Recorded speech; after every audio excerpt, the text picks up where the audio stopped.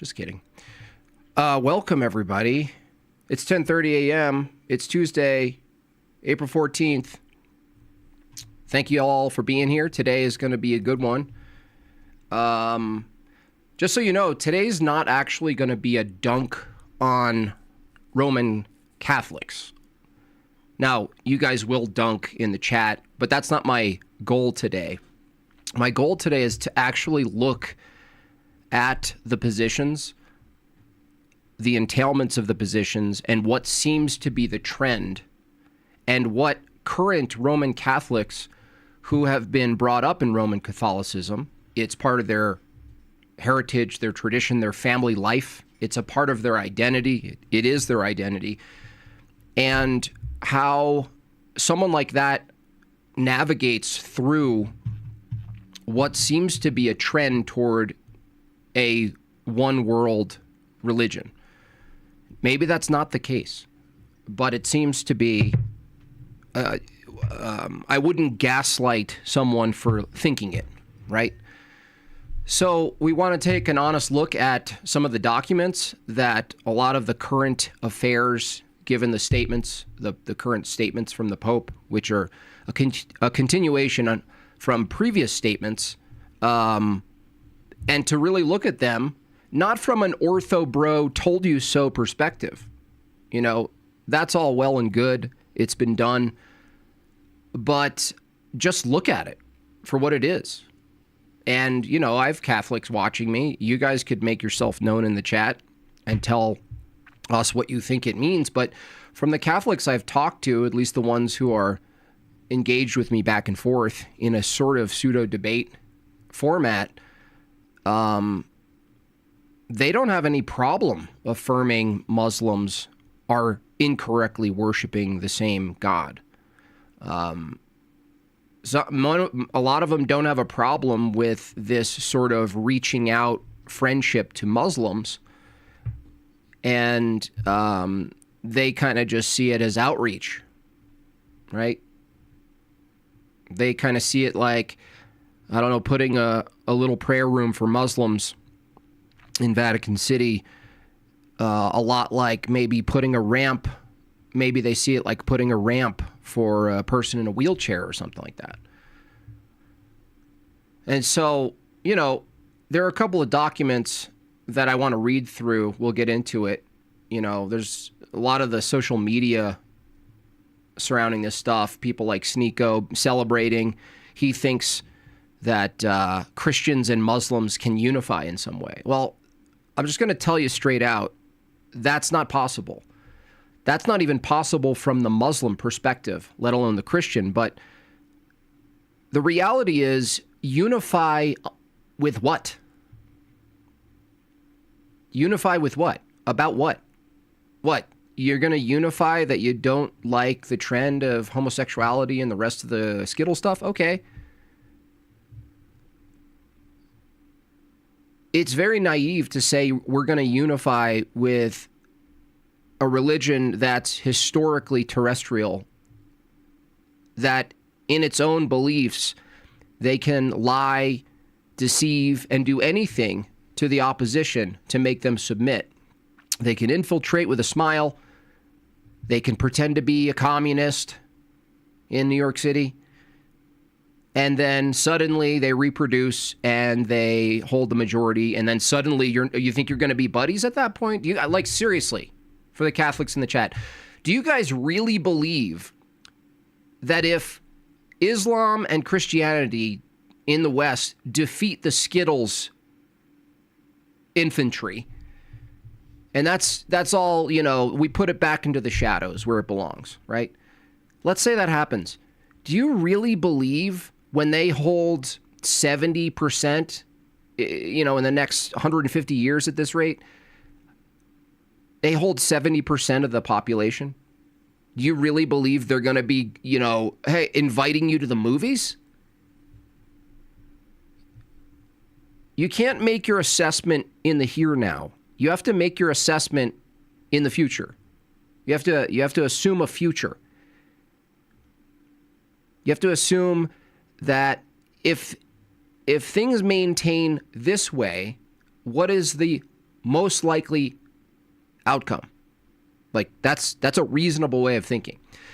Do we need I don't know, do we need some sort of example? France? Canada? Do we need any other examples? There are many examples. Oh, no, that won't happen to us. We're Americans.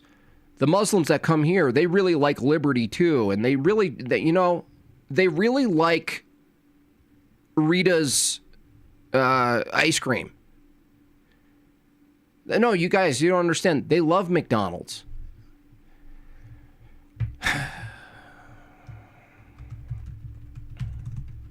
Anyway, I'm going to try not to get flustered because I really want to take an objective view on this.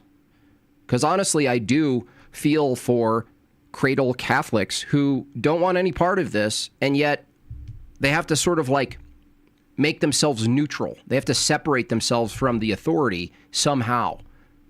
It's almost like we might be seeing another form of Protestantism that rejects this ecumenist trend. Joe Suarez.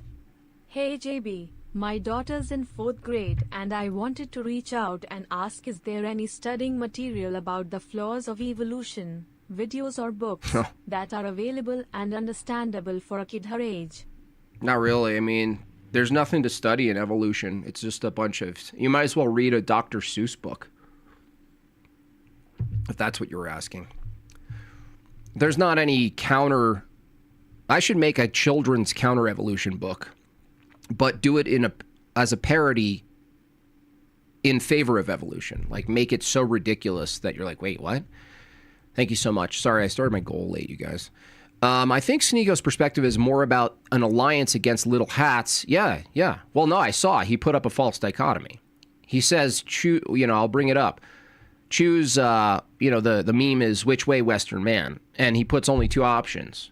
Kissing the wall or Islam. That's not the only option, Sneako, and he knows this. You little sneak. Total sneak. And then you get Carrie Prasia. Oh, I'm so happy. It's like, shut up. Who are you? Isn't that the chick who was like, we need like in such in Africa and such in education and such? In Africa? Sorry. Oh, yeah. Someone told me to read all the comments. I'm going to have to practice this, you guys. I think Sneako's perspective is more about an alliance against the little hats, but the statement, quote, the enemy of my enemy is my friend, is not true. That is not true. Absolutely not true. Correct. $4.99 in some strange money. Anyway. Yeah, that's a false dichotomy. It's kissing the wall or kissing the cube. Yeah, no. That's not. That's not the only option, Sneako, and you know it. All right. So anyway, the trend. What's the trend? What's this? What are these statements? What's happening? Right? What are we talking about here? Oh, well, once in a while, it's actually getting a little bit more common, actually. The statements from the Pope get ever more friendly with Islam. And not just Islam, but a whole slew of other false religions. That's backwards. Flip vertical. So we'll take a look at, we'll just take a look. We're going to take our time. I'm going to try not to rush. I'm always rushing through things. You know why? Because I drank my pre-workout. I did a full workout today. Full hour, full body. And I took whatever that weird cocaine drink is. I feel like a meth head. Like my chin is, like I feel like my jaw is just gonna wiggle off.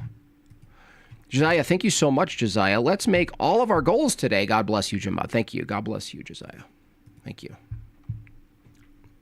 All right. So this is the big comment here. Okay. He writes, communion between Christians and Muslims takes shape under the mantle of Our Lady of Africa here in Algeria. The maternal love of Lala Mariam gathers everyone as children. No, Muslims don't believe we're children. Within our rich diversity, dude, you got to run from this. I know it's hard for you. I know you grew up in it. I know Christmas. I know all of it. You're laced into your family this way. But the reality is Christ called us even away from our own family toward him, if that's necessary. I know that's a hard one. It's easy for me to say. It's way easier for me to say than to do, obviously. But that's the truth. Within our rich diversity, in our shared aspiration for dignity, love, justice, and peace, in a world where division and wars sow pain and death, living in unity and peace is a compelling sign. Apostolic journey. No, that's not the apostolic journey is theosis. It's not making peace on earth through diversity and inclusivity. So the fact that I'm trying not to get mad. I'm trying, you guys. It's not to dunk on Catholics. It's just right there, though. Like, how could you possibly say that that's not a worldly journey that he just wrote down? That's a worldly journey. That's not the apostolic journey. That's a worldly journey right there. This is worldly.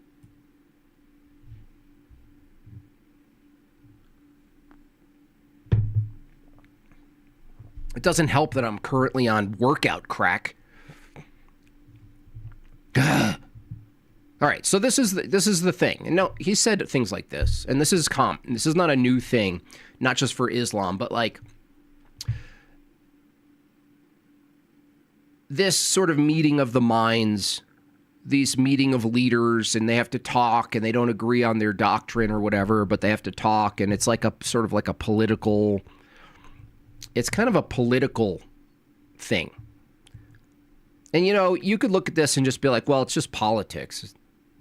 You know, it's like giving face time to every person on the board or whatever. But I think it's more than that. Now, you could say that it's just that, but the problem is with these documents, the Nostra Aetate and the Lumen Gentium documents, and if you want to get really deep into it, Jay has plenty of videos on it. I'm sure Cleve maybe has done some as well, perhaps. But I just want to get through it. I just want to look at it in a bit. And that's the difference. Just saying something, you know, like, you know, people will cope and be like, look at this patriarch in Orthodoxy. He said this. The thing is, it's not binding. It's not a part of the doctrine and dogma. It's a view. It's like when Catholics say, well, he's not speaking from the seat. He's talking from his personal, you know, life. He's not speaking from the seat, right? He gets to say some political opinions that isn't the vicar speaking, right? But the problem is when you look at some of these documents and you look at Vatican II, which most people just don't, honestly. Most Catholics who are just daily, weekly Christian, Christmas Catholics or whatever, they don't do this. And to be fair, a lot of Orthodox people who are born into Orthodoxy don't look into the councils or any of the documents or, you know, deep into the church fathers. They're just kind of, especially Greek, they're just kind of in it. They've always been in it. Oh, this is it. They don't really do all that extra work. But when you do some extra work, you start to see some problems, and I understand you don't want to see the problems, but it's not worth it. I'll just say it real boldly. If you're part of a false church leading you to some type of damnation, perhaps, I can't make that claim, but if it would be best for you to go through the pain of uncovering it and facing it. And maybe nobody else is going to, you know, confront you on this. Maybe your friends and family won't. You know, maybe they just won't. But I think it's an act of love showing people what they're in and sort of like, don't let them sort of like just kind of gallivant and hopscotch around it all. You can't. You got to look at it. You got to look at this. You know, because the way your system's set up, this is one of the issues with the papacy is like, once it's set up that way, it's a lot, honestly, it's a lot like the Mormon system when as soon as you elect a president or whatever, that's it.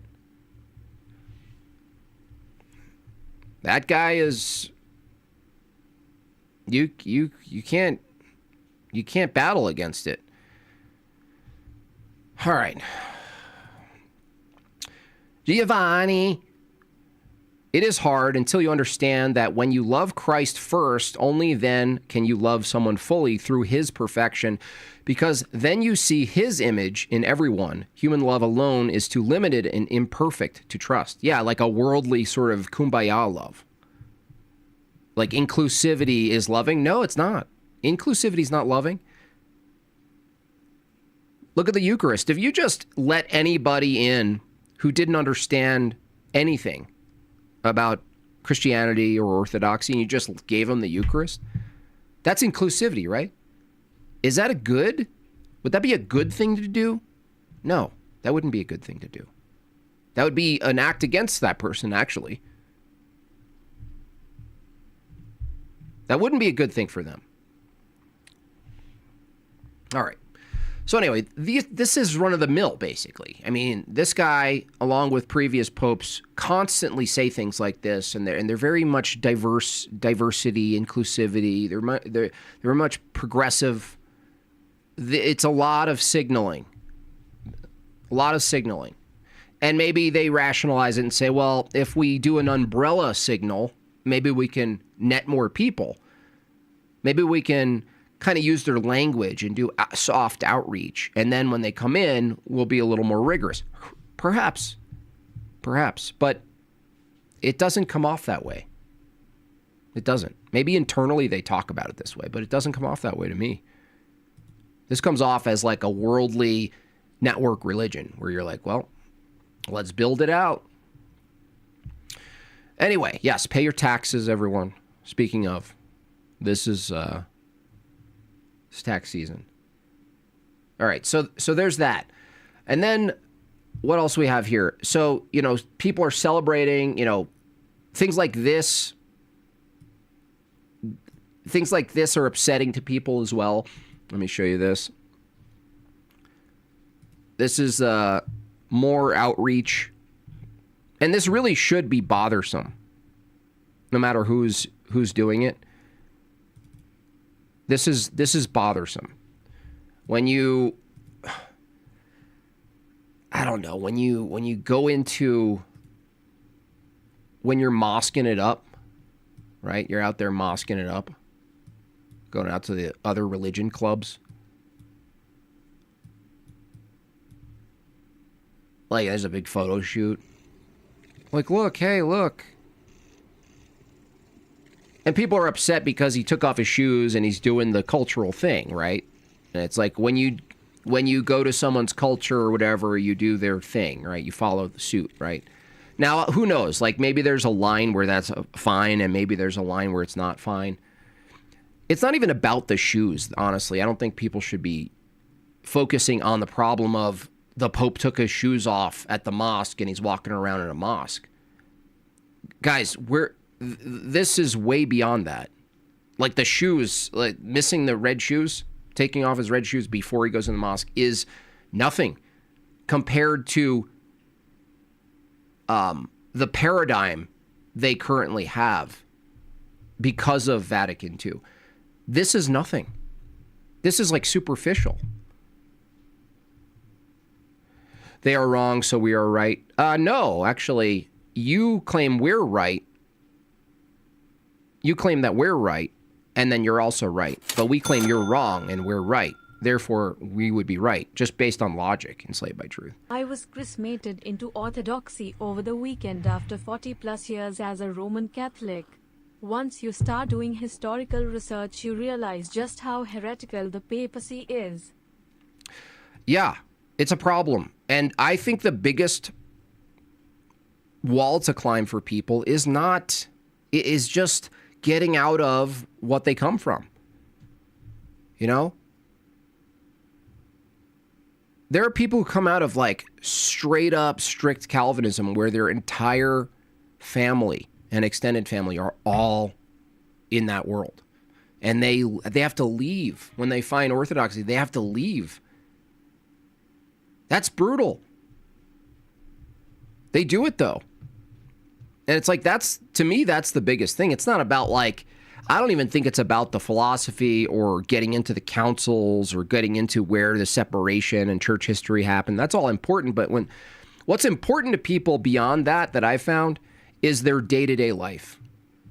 People's day-to-day life trumps any of the new information that they get.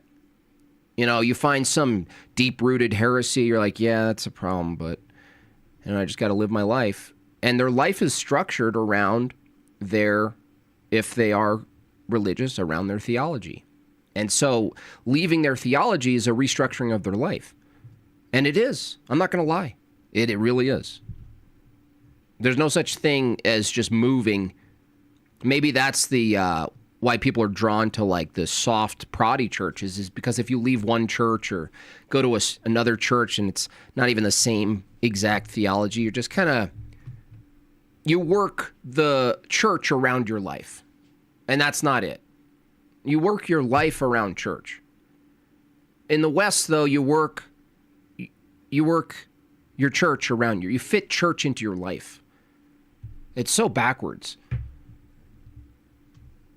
And by all, don't get me wrong, I am no living example of the proper ratio, the proper relationship there. It's not like I'm free of it. No.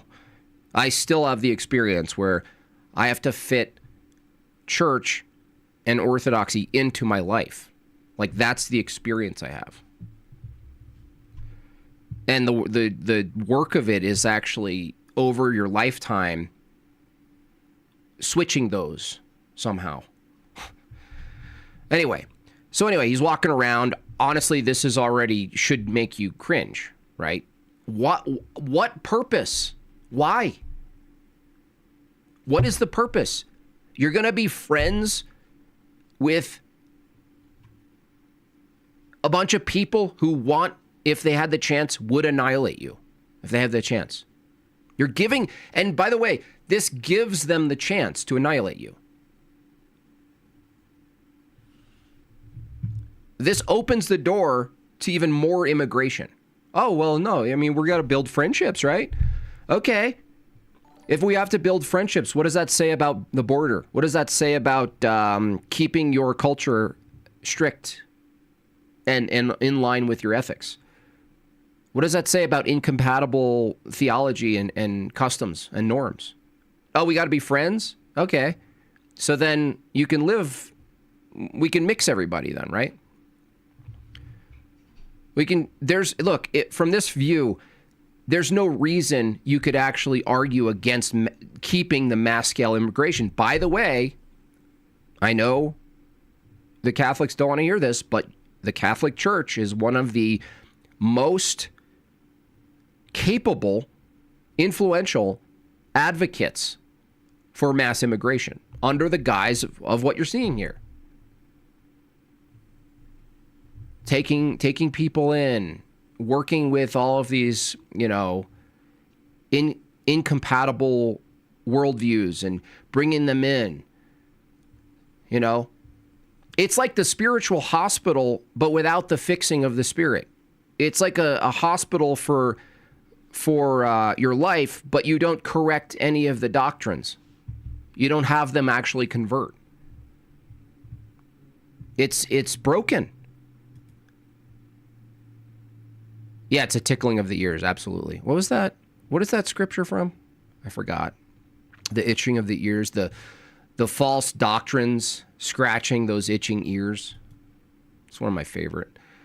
People need to convert. Yes. Not orthodoxy to people. Yes. Yeah. You have to convert. Where's the conversion?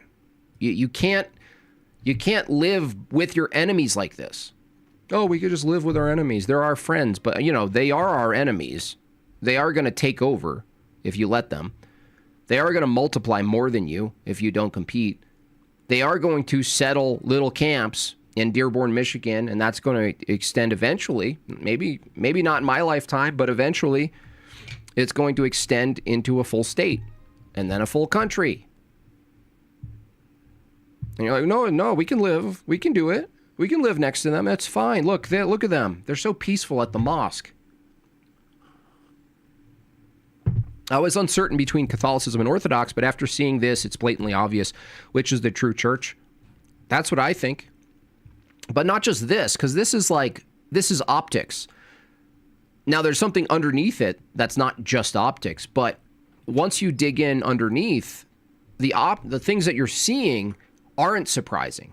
And I think that's the whole point. Like, that's what kind of Jay, I believe, is trying to educate people about. That when you see this stuff, it's more like vindication. It's not the thing. It's not the thing that you're like, okay, that's it. The thing that you see where you go, no, that's not it, is actually V2. It's not, this is all symptomatic. This is all stuff that, like, people who get into it, and I even get deep into it, but just from what I've read, I'm like, oh, this makes sense. Like, makes total sense to me. I'm not like, whoa.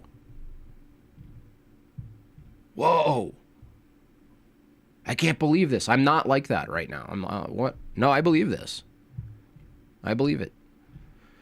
So you get that happening, and everyone's going, what's going on? What's going on? And most people don't look into it. Even the loudest people who are like covering theology and like they're kind of talking about this stuff at the Fox News level, they never mention the history. They never go back into the documents.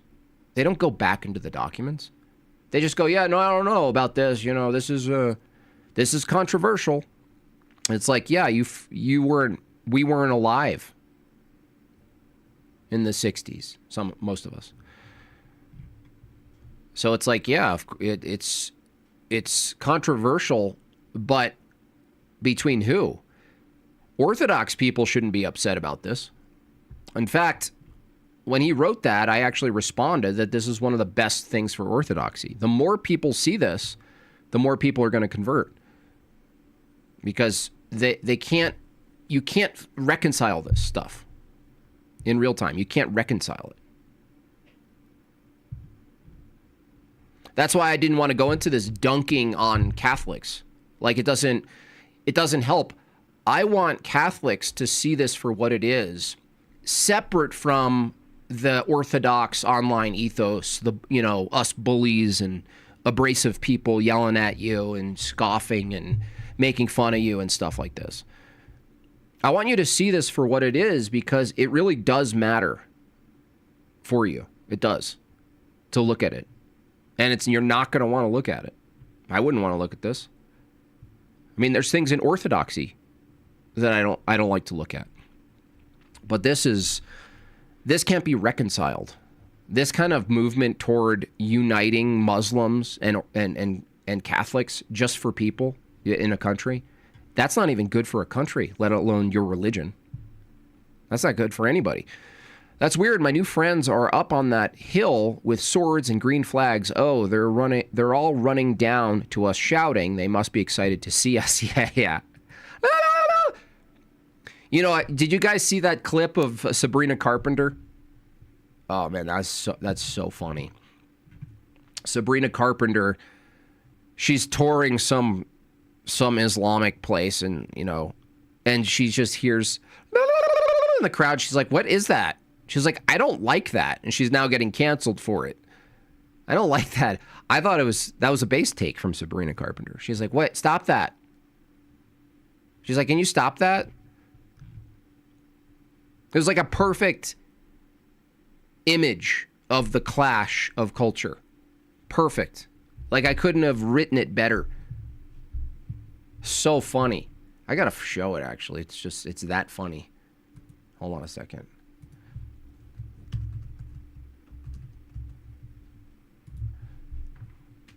Totally confused. She's like, what the? This is the best. I mean, I couldn't look. There's not a better capsule of what the topic is today and why none of it works. Is that what you're doing? I don't like it.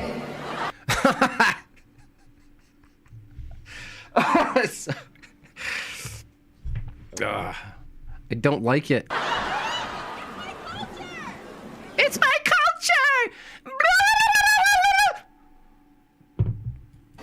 That's your culture, is yodeling? Now, this is a tough one because it really shows the difference between cultures. Keep in mind, there are cultures, and the Orthodox people in that culture may very well, and I think do make that sound at times. But the thing is, it doesn't change the fact that it might be incompatible with another culture, regardless. You know what I'm saying? That's the point. That's what people aren't getting. Yeah, that's what these leftists and the progressives and even the classical liberals who are like, no, we live together because of the Statue of Liberty. Look at it. We can do that because of the Bill of Rights. Look at Ben Shapiro said so. We can do it. No. There's something deeply ingrained in our cultures that we're literally disgusted. We're disgusted. She's disgusted.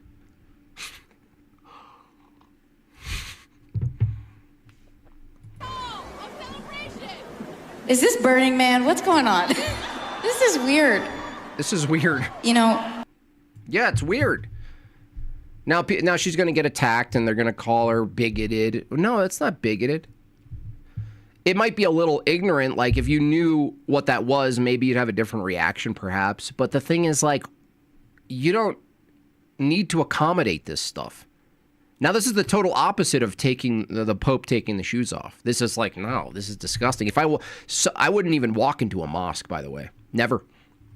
Not for any reason. Oh, no, you want to learn their culture, right? I think we should learn their No, I know their culture. Donkey pull cart. Their culture is disgusting. It builds nothing. You hear that? Any of my Muslims in the chat? You guys don't build anything. You guys produce low IQ offspring. You guys don't produce anything, so you have to immigrate. You have to migrate to places that develop.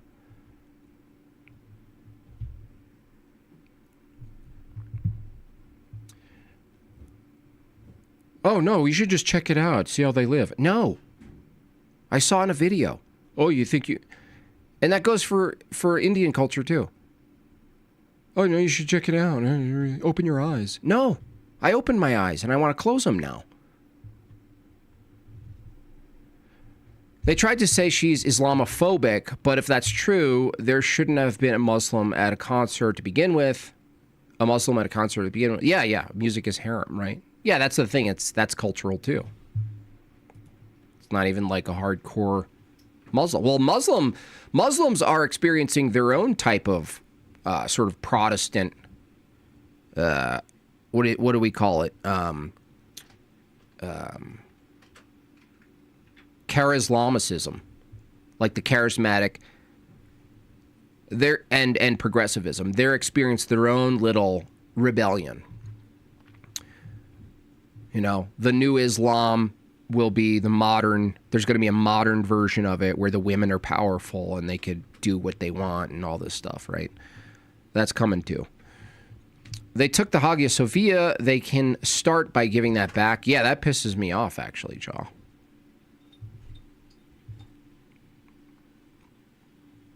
No, they're our friends.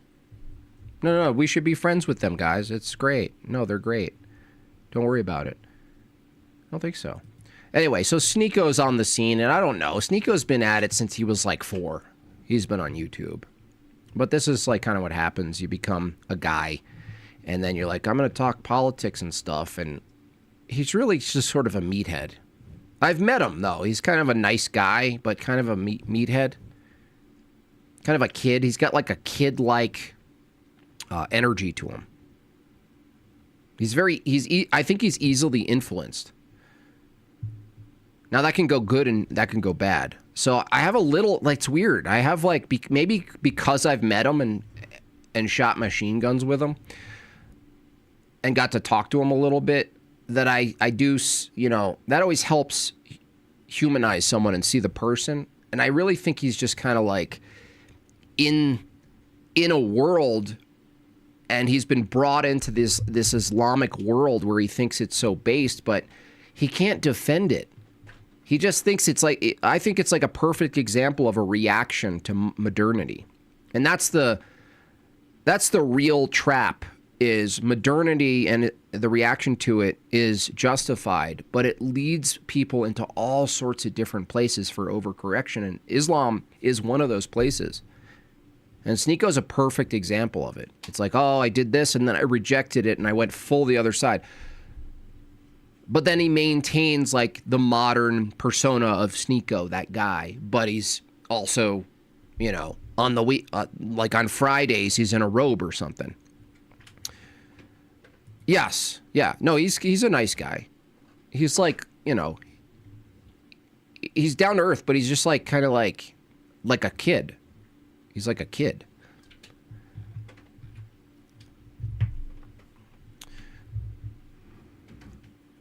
So anyway, he's one of the more loud voices of this sort of unity, and it'll be interesting to see, because not that Nick Fuentes is by any means the face or bullhorn of Catholic theology, but rather Catholic culture, which is interesting, that there is a distinction. And I think that exists in Orthodoxy as well. But he's like the mouthpiece of Catholic culture in the West. And so how he goes about unity between Muslims and Catholics, it'll be interesting to see what happens there, because he still has big influence. He does have a big influence there. And I assume the Muslim and the Catholic thing will eventually come to a head. There's going to be some type of splitting in American politics, in these like little subcultures of politics and religion. You know, smaller sphere, but it seems like there's got to be a type of battle that happens. Because someone has to, you know, just like there was with Trump. You thought Trump was going to do the thing. He was based. He was going to, you know, gut all the corrupt things. And then it's like, kiss the wall, you know, kiss the wall. And so this is like this is the sort of dialectic here that Sneako's pushing. Which way, Western man? It's either Trump kissing the wall, or what is this? The Pope with two Muslims. Which way? Neither, Sneako. Neither.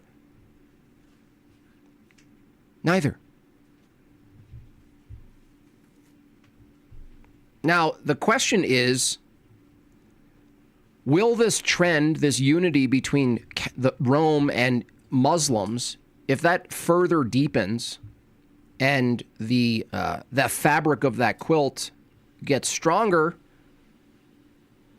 I think that would be the type of coalition that would truly be capable of oppressing true Christians. Now, don't get all uptight if you're a Catholic listening. I'm not a true Christian. You already know that I believe not. But I'm speaking from my perspective, that coalition built into a culture can do a lot of damage to Orthodoxy. And not the church, but like people, how they live, making it more difficult for them. And they're going to be like, well, you can join too. It's a summer camp with every religion. It's a beautiful thing. Josiah says for $10, I don't play with Ouija boards. I don't have a pet rattlesnake. Don't drink Drano, and won't walk into a mosque. Yeah, those are the key things right there. Those are some key things that we should all have. So anyway, this is what he's going to be pushing. He's been pushing this for a while, and he gets pushed back. We all stand with the Pope, Sneako says. That's not even true for Islam. He doesn't even know what he's saying, this guy, Sneako. We all stand with the Pope. You don't even know what that means, dude. You sound like a liberal. I stand with... And he puts the cross with the Islamic... I mean, the two... Like, it's disgusting. The cross next to the... just stop, dude. See, I'm getting a bit miffed. It's literally choosing between Trump idolatry and perennialism. Nah, we'll take American orthodoxy. Absolutely. Yeah, it's not false dichotomy.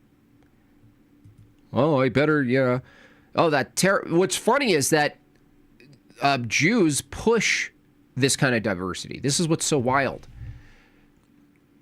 The name-ums are like, oh, look what the Jews do. Look what they push. Yeah, there's a lot of degeneracy that maybe Islam paired with Catholicism might not push, but even Catholicism is getting pretty open to the Skittles themselves. But even so, liberalism itself will render society the way you see it today. Rampant, wild self-expression without any concern for decency, code, ethics, or anything else. And these things produce the same in different ways. So it's like you're pushing for diversity, inclusivity, and then you're thinking it's based. Look, you can't push pluralism and say anything's based. You can't. You can't push pluralism and say anything's based. Based means rooted. That's like saying, building a foundation with some proper bricks, but also some sand, but also some rainbow bricks, and also some styrofoam bricks, and some Play-Doh. That's based. It's not. The moment it's pluralized, it's not based. It's not based. It's nothing. It's threaded with weak threads. It can't merge together. So there's that. And I don't know how influential Sneeko is at this point. I still don't know. It seems like by his numbers, fairly is relevant still, right? With this kind of stuff especially, where it's like you don't need to get into theology. You just kind of go, you just say platitudes. We all stand with the Pope. Yeah, until you take the majority and then you remove them, right? Catholics have to see this. They must be thinking like, well, we could play a short-term game with Muslims. No, you can't. Muslims aren't playing a short-term game, guys. This is exactly how cultures and churches are subverted to begin with. You sell people on immediacy. Oh, but look what you can have right now for only $29.99.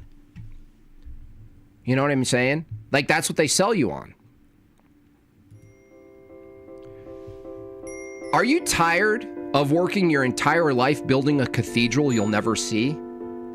Tired of donating your time, energy, sweat, and blood to your children for a future you won't possibly be a part of? Do you want the immediacy that you deserve? Do you want the immediate gratification of everything you do? Well, you can do that. Think about joining up Islam and Catholicism, giving you the sense of short-term gains against the progressive left and all of the crap that's going on. Don't worry about the future. When you finally climb the mountain and you look at your Muslim brother and he has a flag in his hand and you're all confused that in his other hand he has one of those stupid curved swords from Aladdin, and you're like, what the hell just happened? And he's like, brother, I put my flag on the hill. And you're all, is my cross on your flag? And he's like, no. So we're doing this together, right, brother? No. Your head rolled downhill.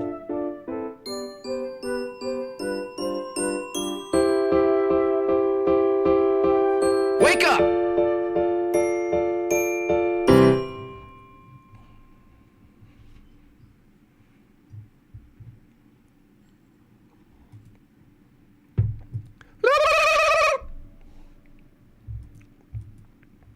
Aladdin will take your country. All right. So yeah, most of us see through this. There's probably tons, unfortunately, there's tons of Catholics who probably see this and they're just kind of quiet about it, you know, because they don't want to be attacked by the frog people and they don't want to be attacked by anybody else. They're just kind of stewing it and going, what do I do? When do I make the jump? Well, you don't have to make yourself known.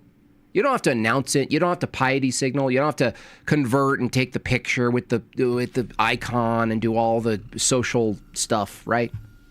People showcasing their new happy conversion. Glory to God for those people, you know, good. But if you're listening and you're like, I don't know how this is going to happen.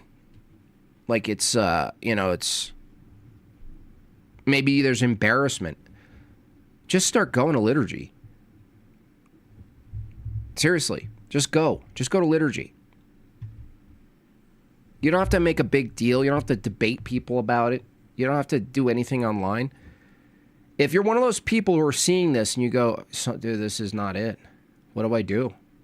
And you're feeling like overwhelmed. Like, how do you move your whole family, let's say, over to Orthodoxy after a life of Catholicism?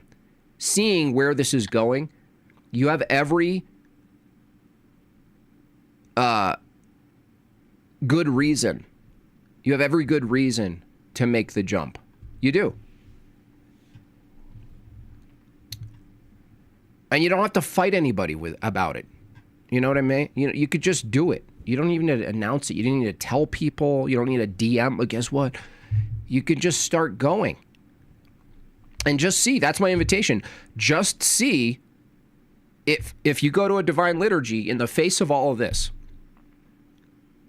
If you're pulled into Orthodoxy from the experience of divine liturgy, or even to return, just to return to it, just at least give yourself the chance. Please. I am the way and the truth and the life. None come to the Father except through me, Jesus. I don't listen to Muslims or heretics. Also, my children and I were baptized this weekend at our Serbian Orthodox Church. Thanks to you. Thank you so much, big time, for letting me know. That's beautiful. And Serbian, too. You know. You guys don't have those pews that we have. Have $14 to my name until refund. Take this. Look, if you don't have the money, thank you for your $2. If you don't, you know, support yourself first, okay? Anyway, moving along here. So, I want to look at the documents.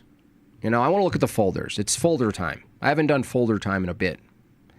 So we're going to do folder time just so we can read through it and try to understand historically what's been happening and where it necessarily needs to lead to as a consequence of these documents. These documents aren't just suggestions. Okay? They're not like, oh, that's a cute idea. It's not a pamphlet to like sort of like soften the Catholic view and open it up. These are legitimate documents.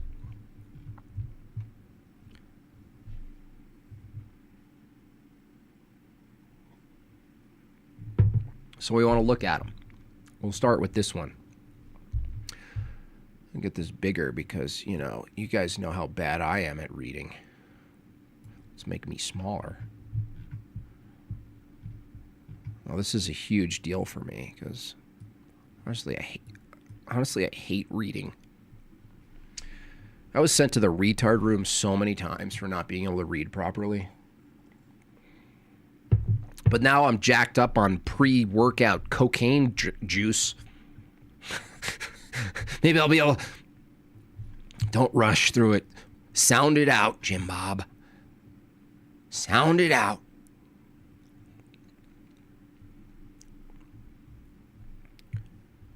Just sound it out. You can do this. You got this.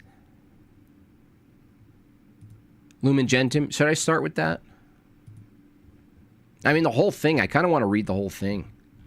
I mean, it's a lot. I should have had AI do it. Yeah, I didn't think this through. I thought maybe it wasn't this big. Yeah, you're right about that. You're right. Go to Lumen Gentium 16, okay. Chapter 16, that is? Oh, great. It's in Roman numerals.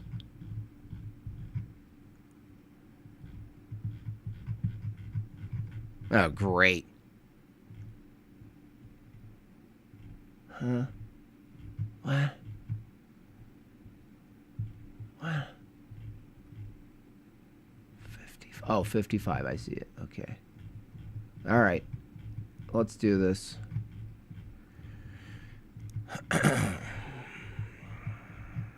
Where's EBT? Hey, EBT, where you at? All right. Just, we have to look at it, okay? Okay, here we go. Here's 16. This is the one, right? It's a verse or paragraph. Just Google. Okay. This is probably it.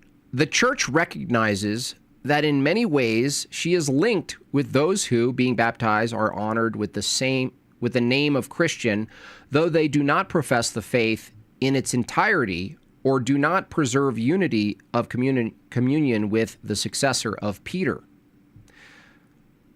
For there are many who honor our sacred scripture, taking it as a norm of belief and a pattern of life, and who show a sincere zeal. Excuse me. It's just happening to me now. They lovingly believe in God the Father Almighty. No, they don't.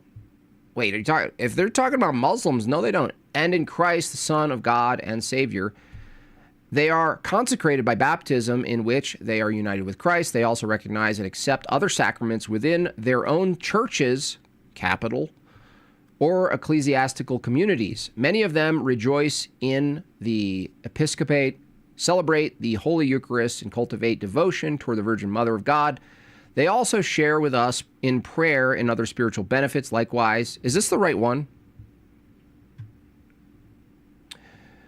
Celebrate the Holy Eucharist, cultivate devotion toward the Virgin Mother of God, Holy Spirit, for to them, too, he gives his gifts and graces, whereby he is operative among them with his sanctifying power. Some, indeed, he has strengthened to the extent of shedding of their blood in all of Christ's disciples. The Spirit arouses the desire to be peacefully united in a manner determined by Christ. As one flock under one shepherd, he prompts them to pursue this end. Mother Church never ceases to pray, hope, and work that this may come about. She exhorts her children. Are you sure that's the one? Oh. I told you I failed. I read 15.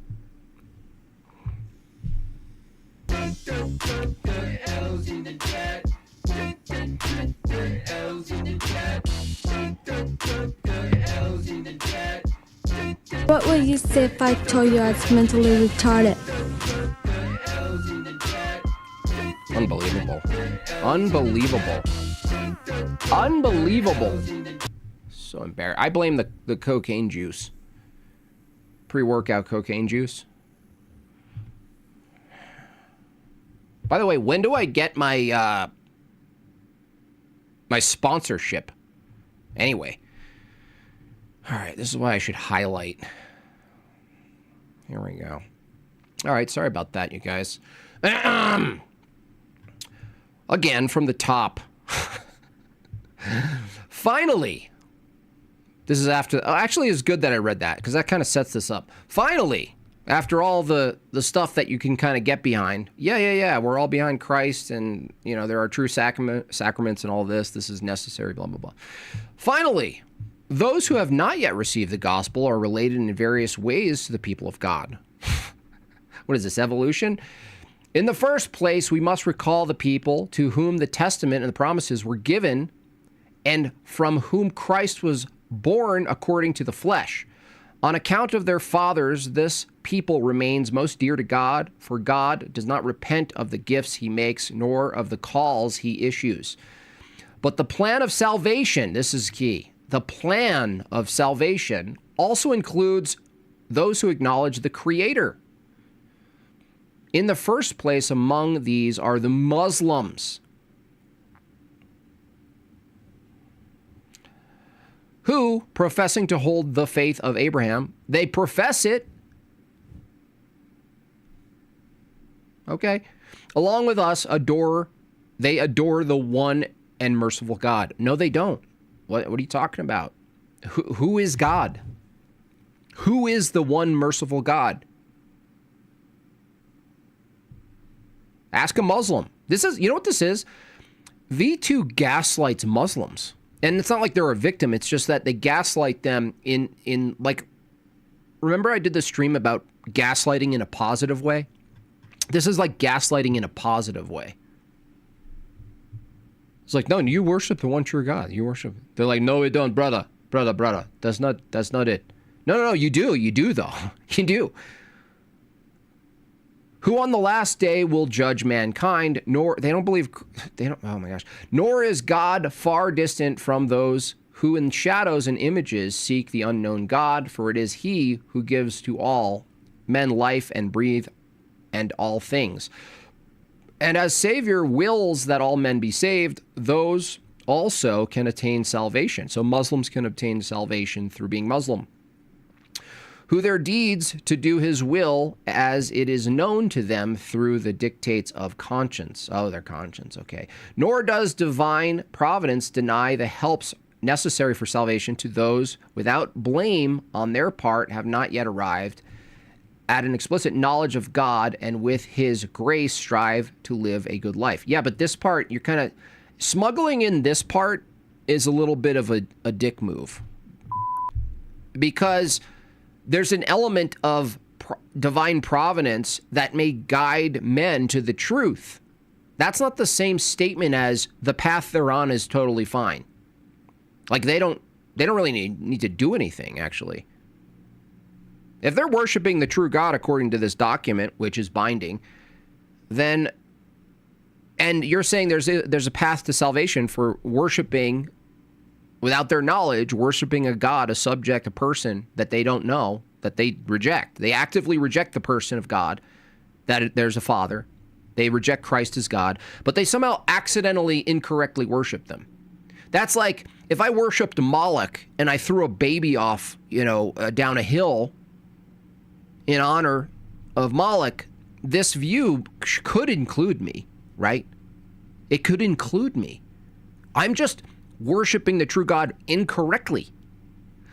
Whatever good or truth is found amongst them is looked up upon by the church as a preparation for the gospel. She knows that it is given by him who enlightens all men so that they may finally have life, but often men, deceived by the evil one, have become vain in their reasoning and have exchanged the truth of God for a lie, serving the creature rather than the Creator. Or some there are who, living and dying in this world without God, are exposed to final despair. Wherefore, to promote the glory of God and procure the salvation of all these, and mindful of the command of the Lord, preach the gospel to every creature, the church fosters the missions with care and attention. Look, there is a path for all people, but they have to convert. There is a path for people currently worshiping a false god. There's a path for them to worship the true God and know it. This is perverting that. This is saying that the Muslims currently have a path and they already worship the true God, but they just do it differently. Just a little bit different. Now, there was a really good tweet response to this kind of thing, because there's been a lot of debates about this, and this is fascinating to me, by the way. Where is it?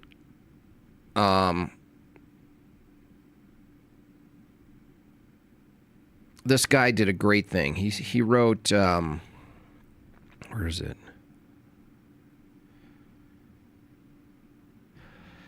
This was a really good response from Ortho Matan. He says this, in response to this section here, think about this. He asks, if I believed Michael Jackson was the creator and you believed that Donald Trump was the creator, then would we both be worshiping the same God? And this is the difference. This is why the distinction God as you saw in Metaphysics Mike's call in yesterday. God referring to a nature, Christ as a person, Father as a person, Spirit as a person, is a necessary distinction when we talk about who are we worshiping, not what. This entire section, you guys, assumes that God, the God of Abraham, is actually a title, not a person. And if you have the title, if you think about it in the title, then even a false person could sit in there and be like, you're still worshiping the seat. So God is a seat, a chair.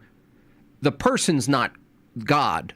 The chair is God. And you're definitely worshiping God, the chair, you're incorrectly worshiping the chair. No, person. You worship person. We love people. We don't love titles. We don't love seats. We don't interact or worship a thing. And everyone's so annoyed with hearing these terms, energy, essence. It is the fundamental distinction necessary to make sense of worship, to make sense of direction, what direction you're facing in regards to who God is. And this all mangles that. And a lot of the people I talk to, at least the ones who are willing to engage with me who are Catholics, they still don't see the problem here. Here, let me put it in a different analogy, because I think the Michael Jackson one was good. But let me put it a little differently. If for the Catholics who are at least open to listening to how this is false enough to leave. This is false enough to leave. It's not like something you could rationalize away from. No, this is false enough to leave. If a Muslim and a Christian met on an elevator and they were on their way somewhere and they got a talking, and for some reason they got talking about dentists, and he goes, "Oh, what dentist? You're in New York, right?" He goes, Yeah. "What dentist do you go to?" He goes, "I go to the truest, best dentist in New York City." And the Muslim goes, "La, la, la, la, la. Brother, no way. Brother, that's crazy, brother. I also go to the same dentist, the truest, best dentist in New York." That's a title. That's a title. Now watch. The same problem here. If two people say they go to the truest, best dentist in New York City, how do you figure out, what do you need to know in order to truly know they're referring to the same dentist?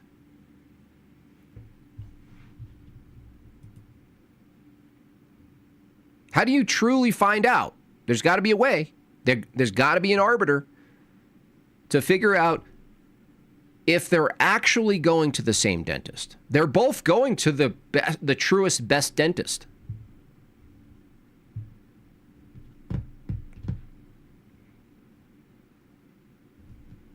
You should have shut the window. That's funny. Yeah, especially with the meth. I was christened into the Greek Orthodox back in October thanks to you, Andrew and Dyer. Beautiful. This was my first Holy Week in Pascha in the bridegroom who brought me to tears. It's amazing. The Pascha celebration was life-changing. Christ is risen. Beautiful. Truly is risen. So this is the thing I ask people on X. I never get an answer. They never give a direct answer. This is such an easy riddle. If two people say they go to the best, truest dentist in New York City, this is equivalent to the title God of Abraham. How do you determine they are going to the same dentist? It's the person. It's the who. That's how you figure it out. It's the who. It's the only way. That's the only way to figure out if they're referring to the same referent, is who. You can't worship. You can't go to a dentist you don't know. You can't compliment a dentist you don't know.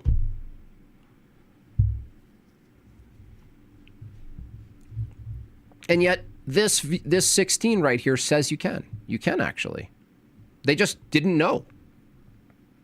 They're accidentally going to the same dentist as us, and they swear that that's not even a dentist, by the way. That's how crazy this view is. The Muslim goes, no, that's not even a dentist, let alone the same dentist. That's not even a dentist. Yours is not even a dentist. And you're like, yeah, I know you think that, but you worship, you go to the same dentist. How do you accidentally worship the right God, guys?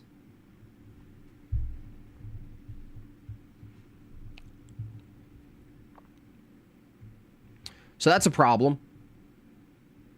And that's the key one right there, 16. Now you can keep reading. There's all sorts of things in there. And this is the other document. And this is in 65. So like, keep in mind the climate is civil rights and equality and, you know, inclusivity and all sorts of stuff going on. All sorts of outside worldly influences, which honestly, you know, there are cultures of the times, what language you speak, how you do things, how you know, to some extent how you dress, and all of these things can be incorporated into, in my case, orthodoxy. They can be baptized in a sense into, but incompatible things can't. So you can't just like grab everyone and pull them under the umbrella and say, no, they just do it differently. They just do it differently. It's just a perennial umbrella. We're kind of baptizing them and everything that they're doing, but they get to keep all of it because they're just slightly incorrect. You know, they're just slightly. I really don't want to seem like a Jayish spurg, but all it sounds like some old school Jayish trickery. It's weird letter of the law games to justify lies. Well, I mean, I'm not the guy to go to, Mud, but I could be wrong on this. I do believe there is some J influence at the time. If I remember correctly, that Jay did a bit of a talk on this. I think.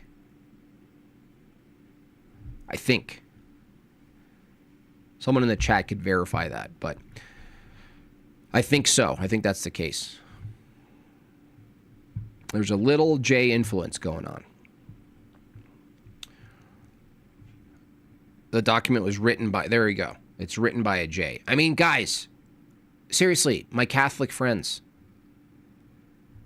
your binding document on how you view God is written by Jay. Guys.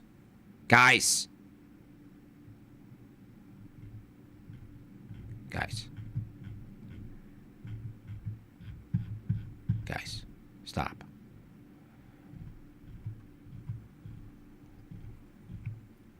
Why? Lickety. It's true.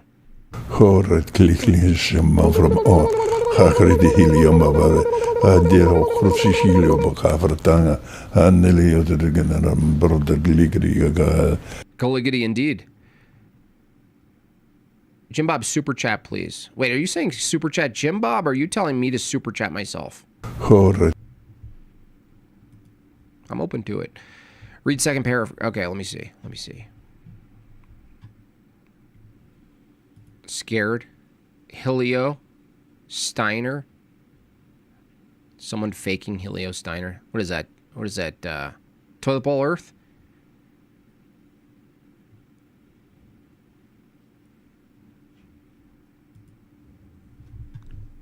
There's always someone faking something. How could Jay betray us like this with this secret influence? No, the Jays. The Jays.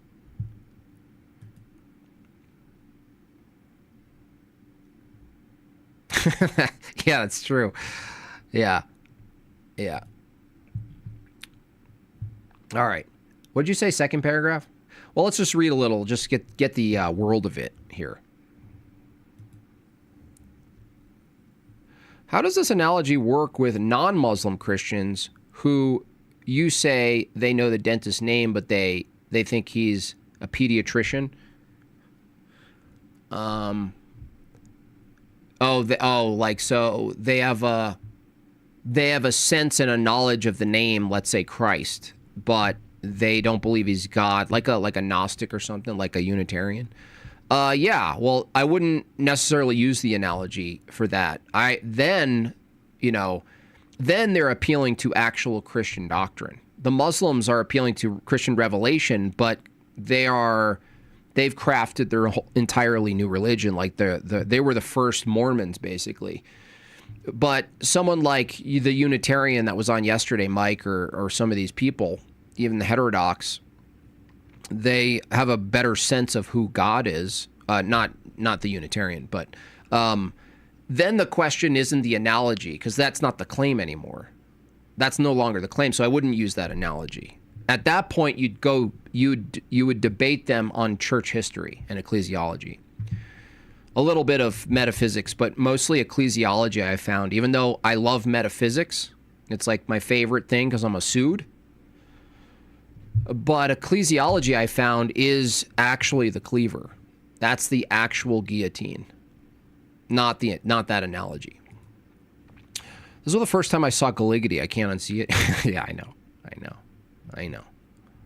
All right. In our time, wait, I need something. Hold on a second. I'm sorry, guys, but it's necessary. I only do it when it's necessary.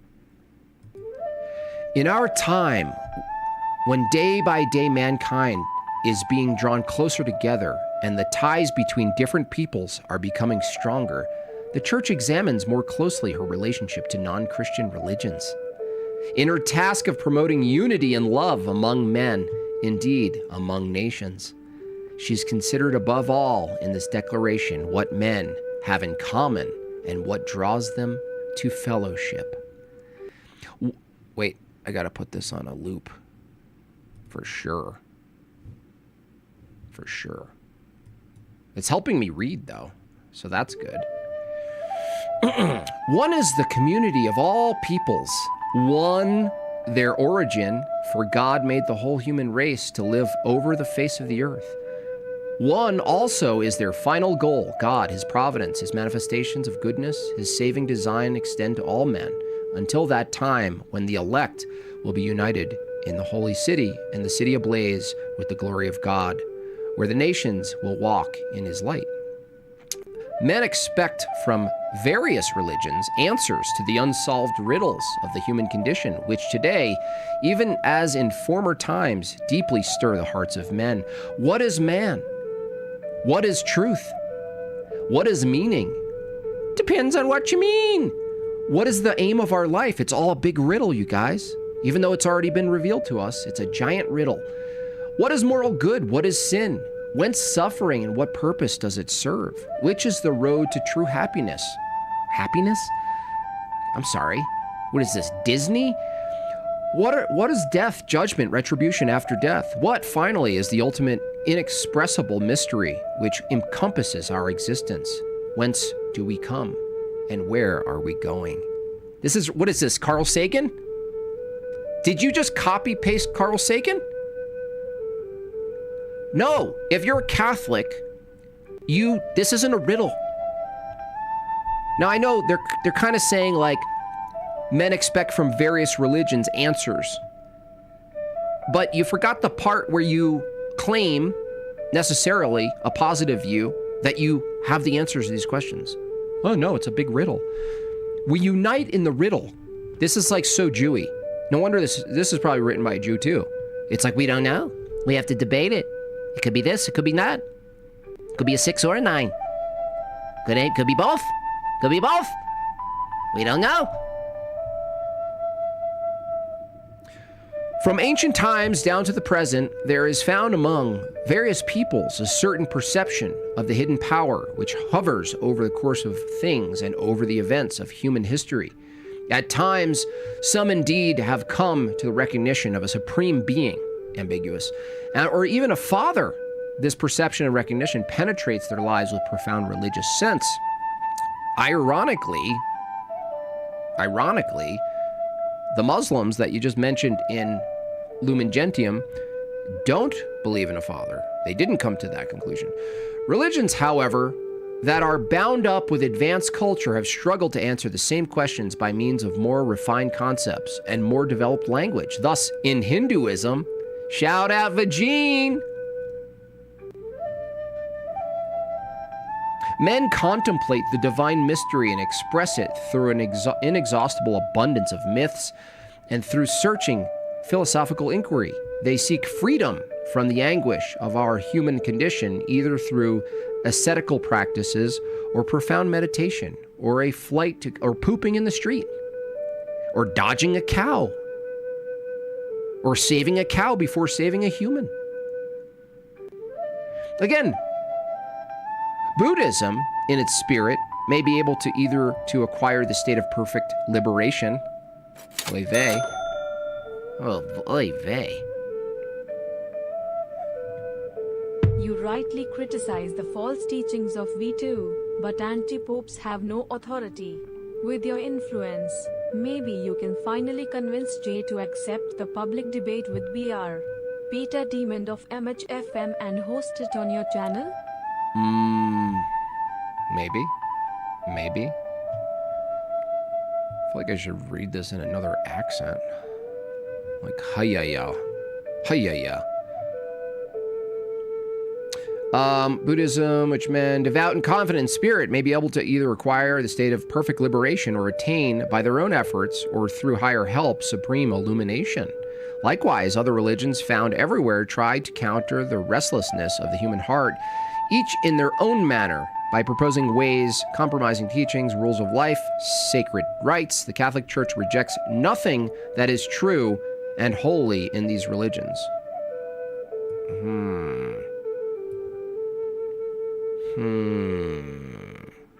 Guys.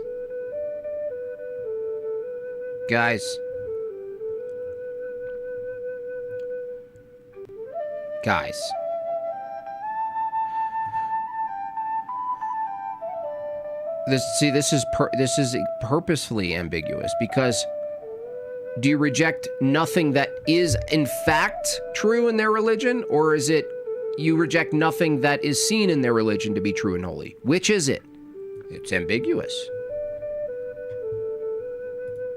Muslims don't even know who their God is. They just say there is no God but God, which says nothing. Yeah, their God has no who-ness. Can't know, because even in their own system, still have this flute on. Even in their own system, they admit they can't actually know anything about God.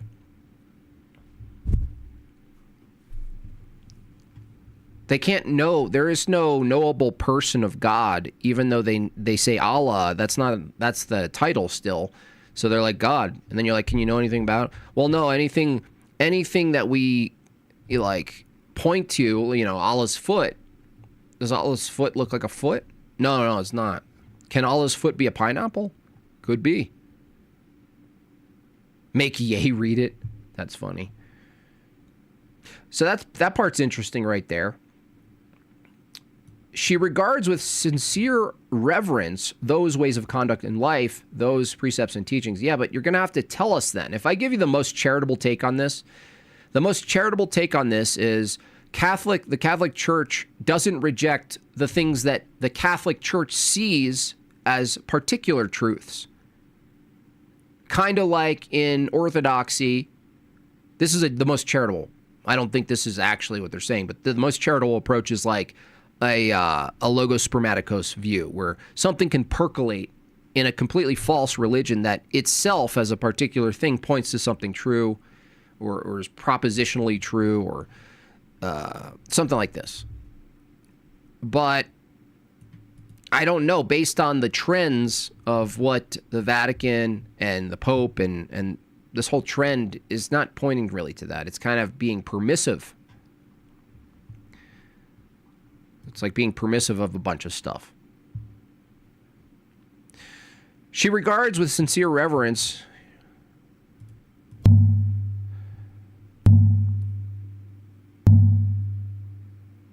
their conduct of life, those precepts and teachings which, through differing in many aspects of the ones she holds and sets forth, nonetheless often reflect a ray of truth which enlightens all men. Oh, man. See, my poop is just as holy as yours. Gross. So they're saying those ways, even though they're not Christian, Catholic in this case, they enlighten. They're differing, but they enlighten. Well, what does enlighten mean from a Christian perspective? Certainly not what it means from a Buddhist perspective. Enlighten? Just a general light? Is it just a general light shining down? Ever must proclaim Christ. Indeed, she proclaims and ever must proclaim Christ, the way, the truth, and the life. Didn't even capitalize the truth. Unbelievable. Unbelievable. So Jewy. Who's the author? Who are they? In whom men may find the fullness of religious life, in whom God has reconciled all things in himself. Yeah, well, the thing is, like, if you reject Christ, just like Muslims, just like Jews, just like Buddhists, no matter even if you like are like, yeah, you seem like a nice, good guy, you seem really, or like Mike said yesterday, no, he had God's attributes. He wasn't God. He ordered God's attributes on an Uber, right? Amazon Prime attributes, but he wasn't God. So like this entire thing is it lends a bunch of sort of like liberty, it lends a lot of liberty to people to not engage with or reconcile the necessary personhood of God in order to participate in God knowingly. It's like, well, it's a general thing. You can just generally. So, the church therefore exhorts her sons that through dialogue and collaboration with the followers of other religions carried out with prudence and love and the witness to the Christian faith and life, they recognize, preserve, and promote the good things, spiritual and moral, as well as sociocultural values among these men.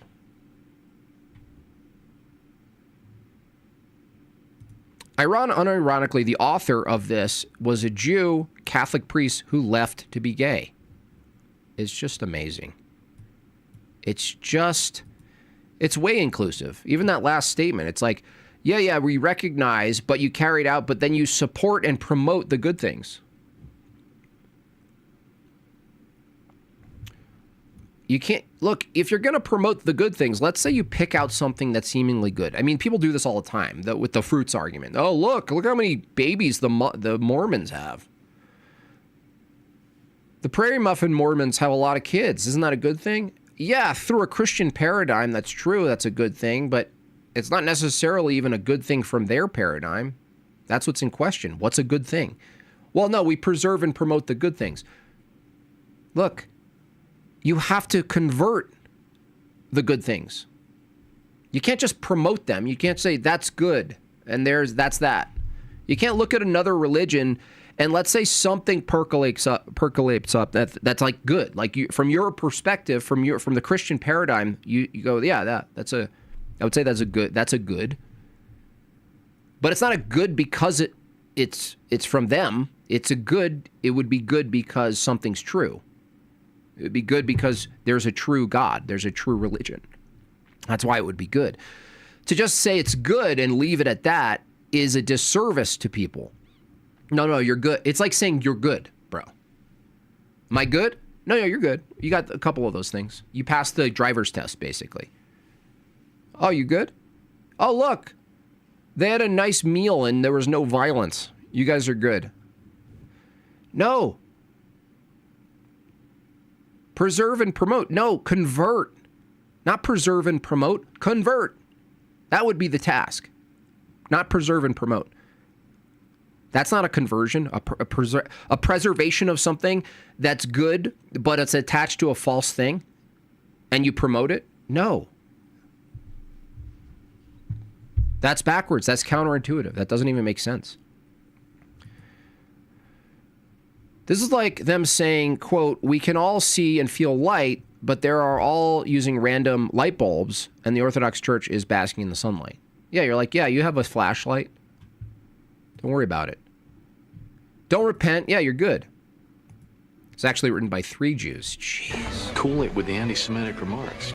You know what I'm saying? It's like, how does people like Nick Fuentes, of all people who have really has a career because of the name 'em phenomenon, and a lot of times rightly so, how does he not see this? The most recent binding documents from the 60s, still alive and well today. You could see it. You could see its fruits in the culture, in politics, in geopolitics, and the rest. It's alive. You see it, and you're like, no. And you go back to who the authors, and you're like, no, it's okay. It's fine. And here we go with the Muzzies again. Here we go with the Muzzies. Okay. Number 3, the church regards with esteem. Ew. The church regards Christ's body, regards with esteem the Muslims. The church.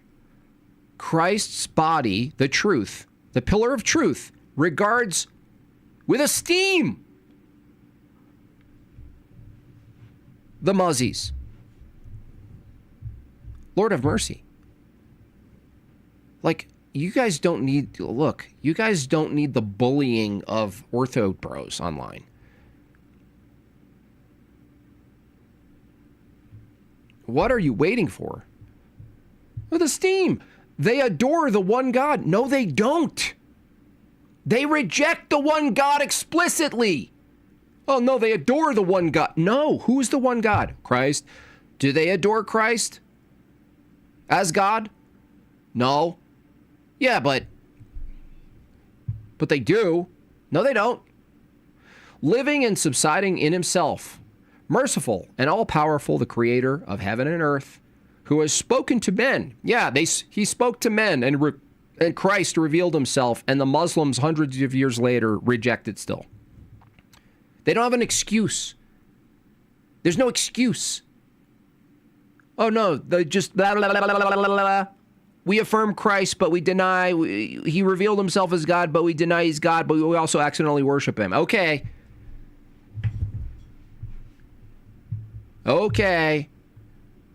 That doesn't make any sense. It's a violation of the law of identity. It can't be both. They worship God and also reject him. Living and subsiding in himself, okay, spoken to men, they take pains to submit wholeheartedly, even to his inscrutable decrees. No, they don't. No, they don't. They don't. Just as Abraham, with whom the faith of Islam takes pleasure in linking itself, yeah, that's disgusting. The fact that they take pleasure in perverting and subverting Christian revelation and turning it into their own thing is just no different than the Mormons. Why is it the Mormons in this are the Mormons in this document? They should be included in this section. This is horrible, man. No offense, but it's horrible. No, this should be upsetting if you were a Catholic.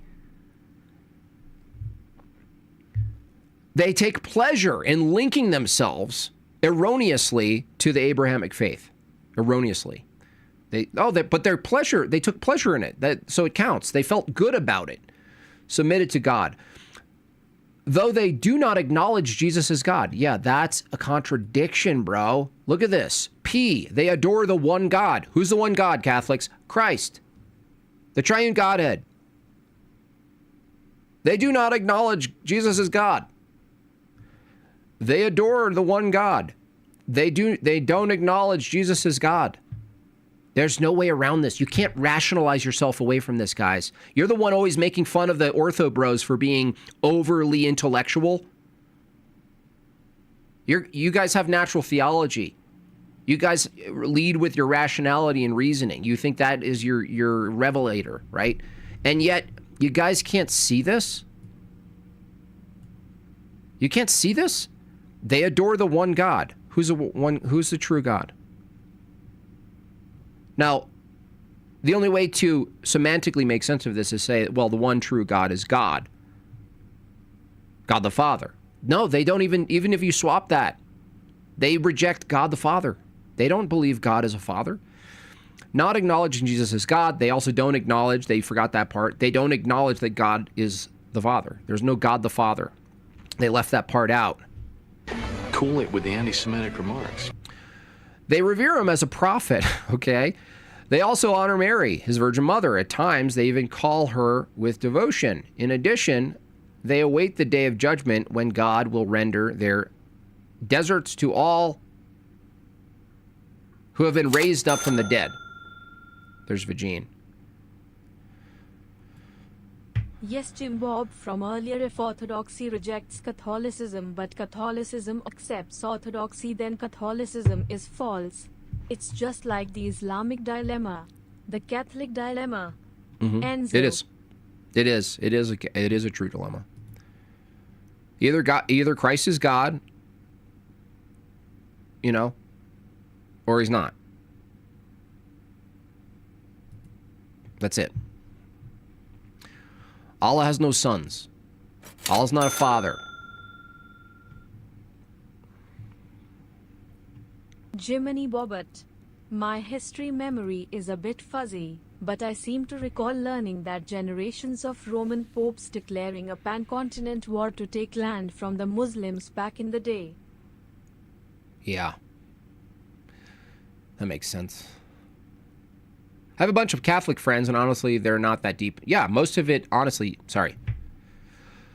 I have a bunch of Catholic friends, and honestly, they're not that deep into theology to care. Once it gets deeper than a few verses, they're out. Yes.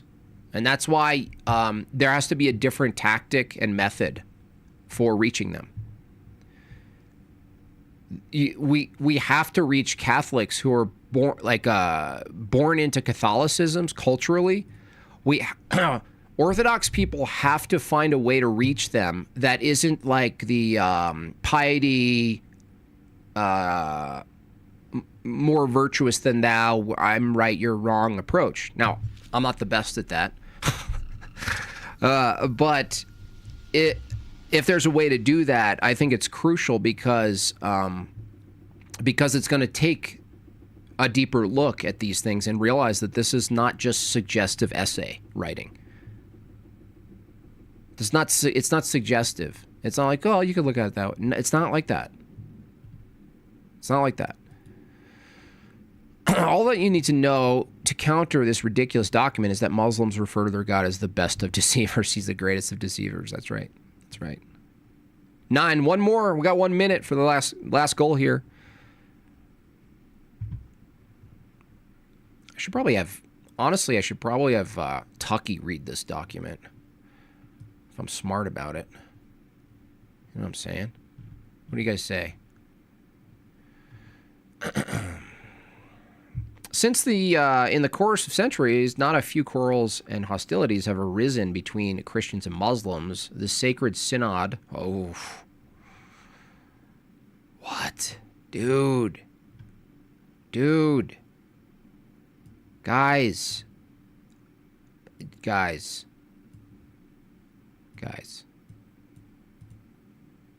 Okay. Urges all to forget the past and to work sincerely for mutual understanding and preserve as well as promote together. No, we don't promote Islam. Okay? That's the end of it.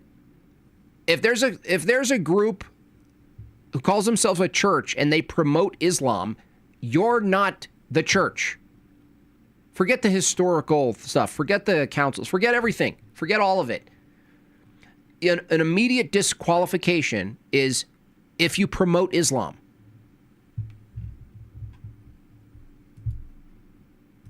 Unbelievable. So I get frustrated, but then I realize, like the last comment said, Eddie Lifts, people kind of just live their life. So how do you take this and show an impact of life. Maybe it's not there. Maybe showing this to people actually doesn't do the thing. What if that's the case? To me, it would be an obvious thing. Like, if you cared about theology at all, you would look at this and go, okay, that's it. Now, it doesn't suddenly mean the more obvious only second option would be orthodoxy. But even if you didn't immediately jump to orthodoxy, at least reading this and really internalizing it and seeing its fruits play out on the internet as we speak, certainly just this would give you pause, some contemplation, some moment of prayer. Maybe some more, be reserved and be like, wait, okay, hold on a second. I need guidance here. Now, what's kind of like a little bit interesting about this is that even if you read all through this, a lot of times just going to Divine Liturgy and continuously attending dwarfs this as a point of leverage or a compass indicator in the right direction or the wrong direction. Like, it doesn't even matter.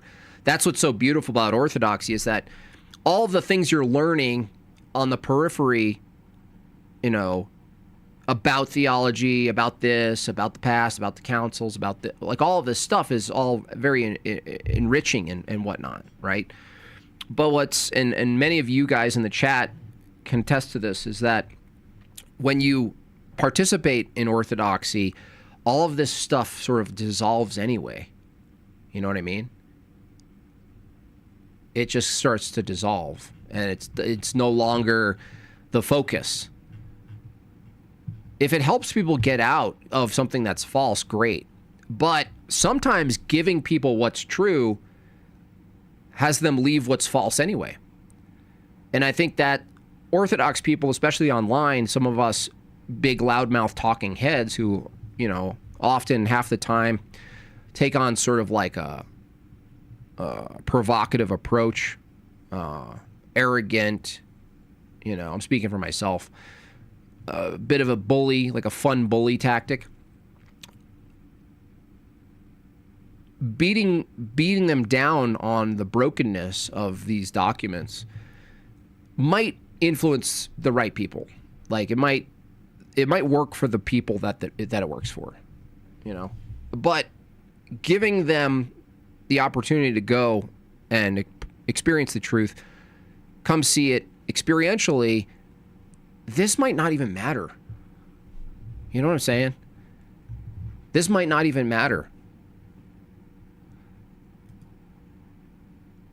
How can the Ortho survive without this clarity as the papacy provides? I don't know. Blue Skittles. My God did not reveal a 6-year-old child in a dream dressed in a veil so that a 50-year-old can marry her and consummate the marriage 3 years later. Yeah, there's nothing true. Like, it's just terrible, dude. It's so bad. It's just bad.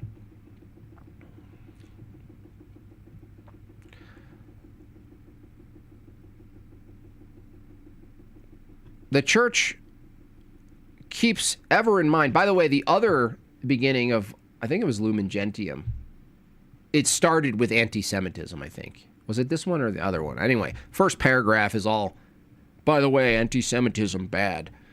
Okay. Let me see. Of course, they got to have a Jew part. The church keeps ever in the mind of the words of the apostle about his kinsmen.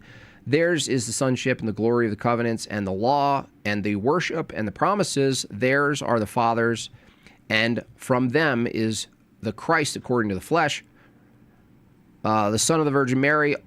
She also recalls that the apostles, the church's mainstay and pillars, as well as the most early disciples who proclaimed Christ's gospel to the world, sprang from the Jewish people. Yeah, the Jewish people then, right? After 70, the Talmudic Jews, the current Kufi Jews that are trying to usher in the red heifer and bring in a new Messiah, probably a creature of Peter Thiel. Then we're not talking about the same Jewish people, even when this is written in 1965. Not even close.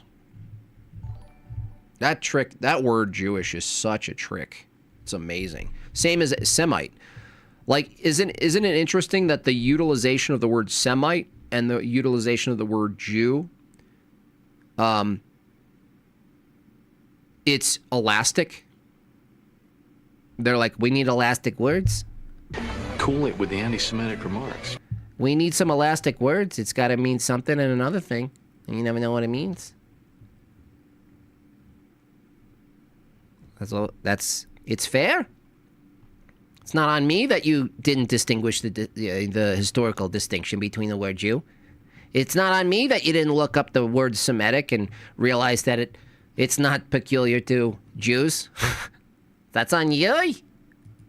That's not on me. Oi.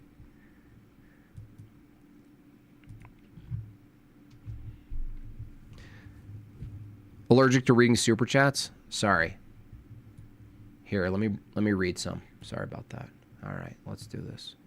Let's do this. Okay. I need a break. I already need a break. Or I need another pre-workout juice. Here,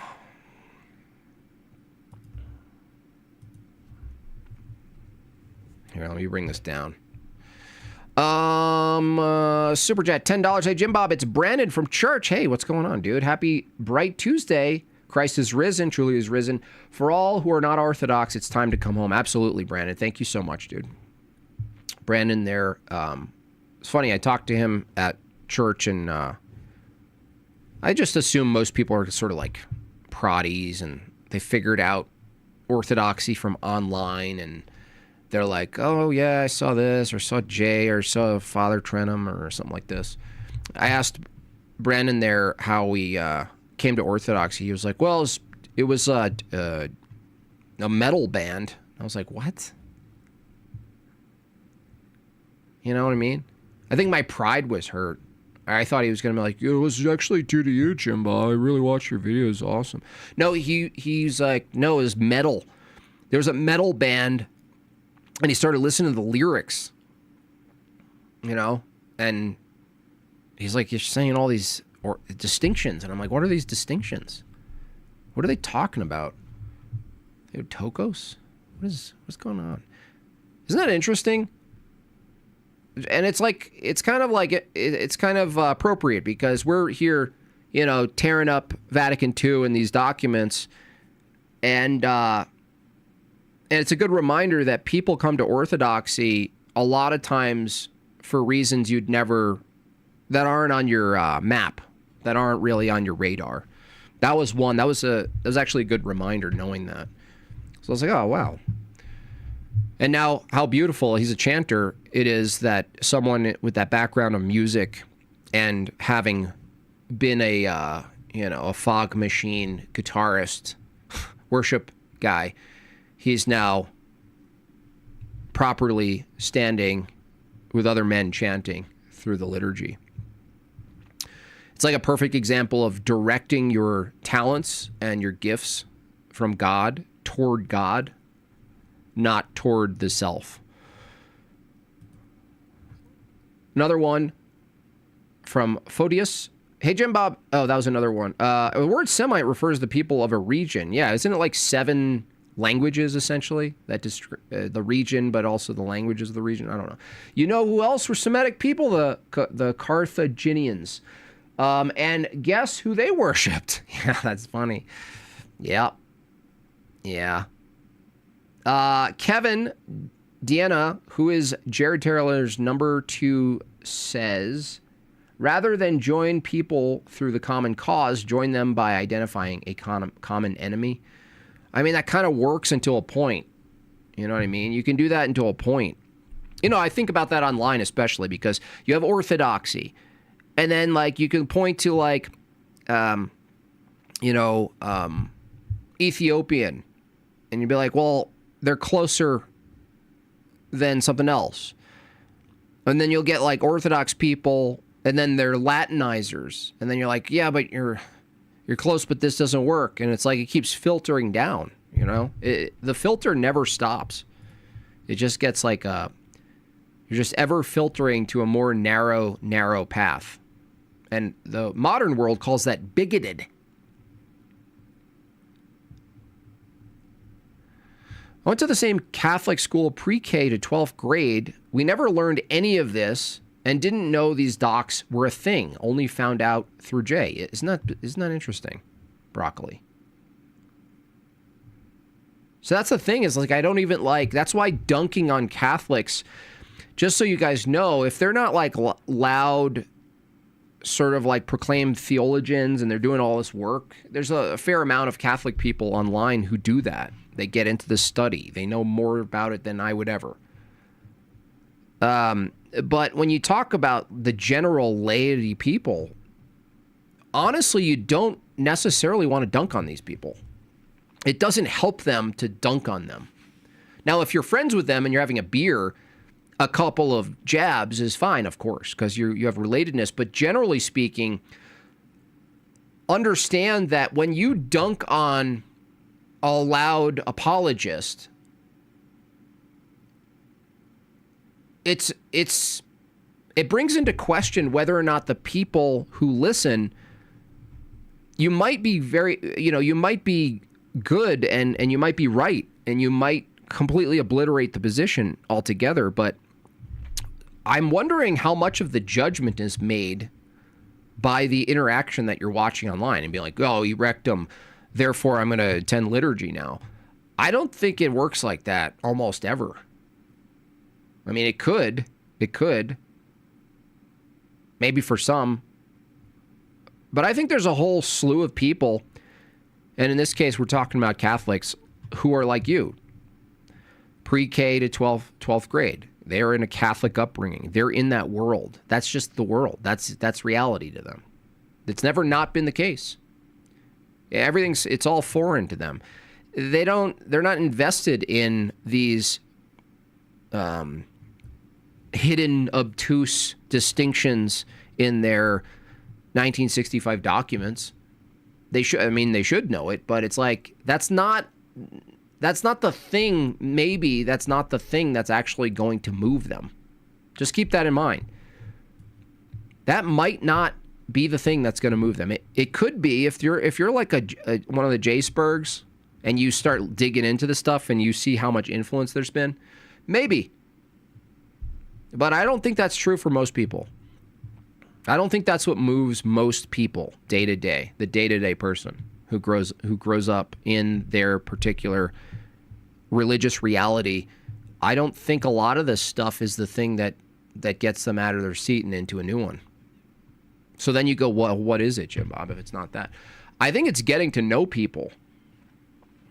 And you go, well, that's too long-term. I know. It's kind of a double-edged sword.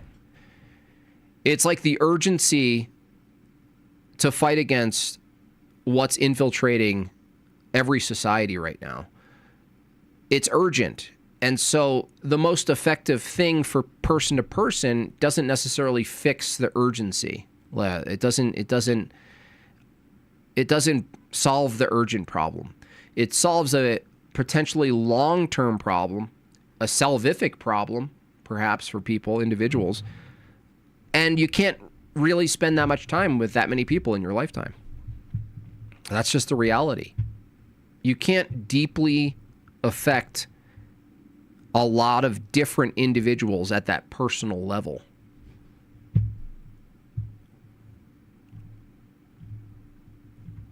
So it's like, it's a bit daunting, honestly. It's a bit daunting. Sabrina Carpenter. Like Leia, yeah. I don't like it.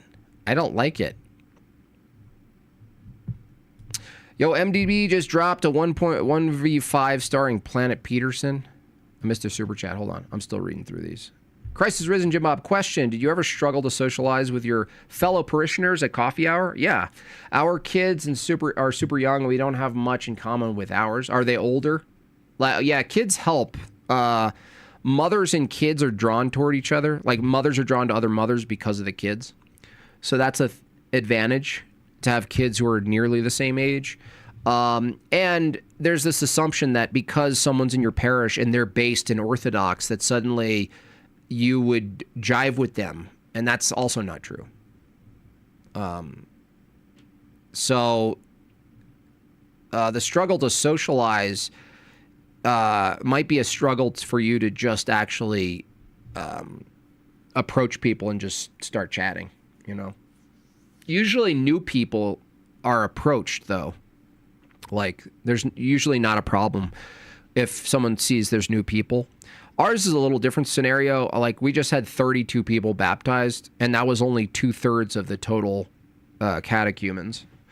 And so there was never a shortage of new people sort of like mixing in with everybody during coffee hour. But if you don't have much in common, I think the thing is, if you don't have the same age of kids in common, the thing you might have in common is if you volunteer to do something at the parish. The commonality would be being of service at that point. So that's something that's recommended. And figure out the way in which you want to participate. Like I told you guys, I was contemplating, well, what should I do at the parish? Because people, volunteer for all sorts of things there. And I'm like, because I want to be real special and do a really cool thing. So I'm bringing an iconography class to the parish. That's going to put me in common with a lot of people at my own parish who have an interest toward aesthetic and art and iconography writing and the history of it and all that. So sometimes an action will actually get you in common with other people through actions. That's what I think. Kevin, I saw that. I went to the same Catholic. I saw that. My Lord, the Lord, my God, my shepherd and light is greater than any false demon claiming any title other than what it is, swine. Yeah. Based, Giovanni. Based. Yep. 29 months from Blue Skittle. Thank you so much for that. Not one goal met.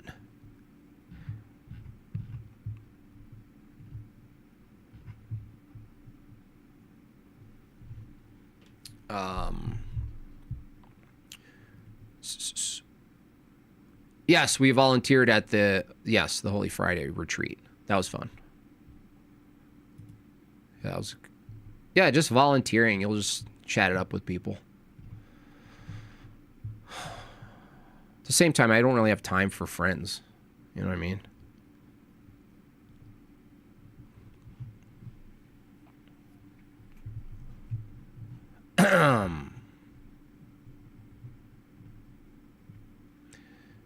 I didn't actually see too many people fighting hard. I just wasn't watching the chat, though. So, did we get some people? I thought my approach was not too vicious, honestly. I thought I tap myself on the tiny shoulder.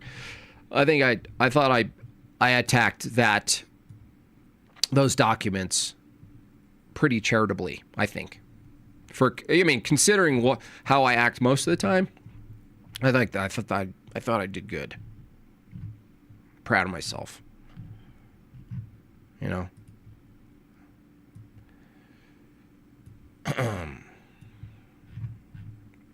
Jason Cassell, $10. Thank you, Jason. Do you think this BS with the RC and its stance on Islam has anything to do with trying to apologize for the Crusades? Smells like how liberals, progressives act about slavery.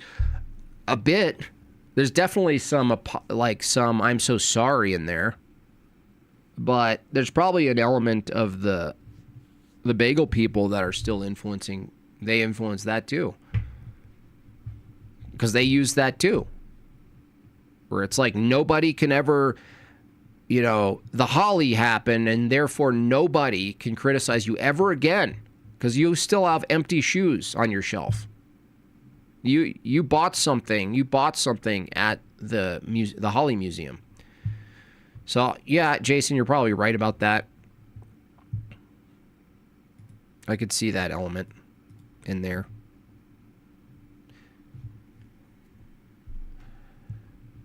What did we talk about during volunteering? We talked about Vatican V2. Me and Meg Bob were making peanut butter and jelly sandwiches, and I was like, hey, Meg Bob, have you ever read Vatican II?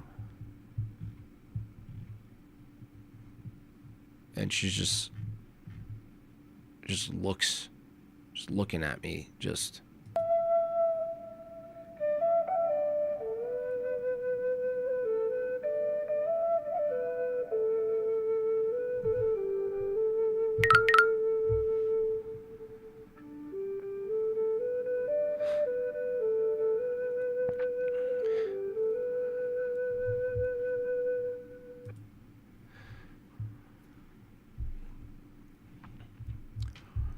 Veritas, you're Roman Catholic. What do you guys think about this, honestly?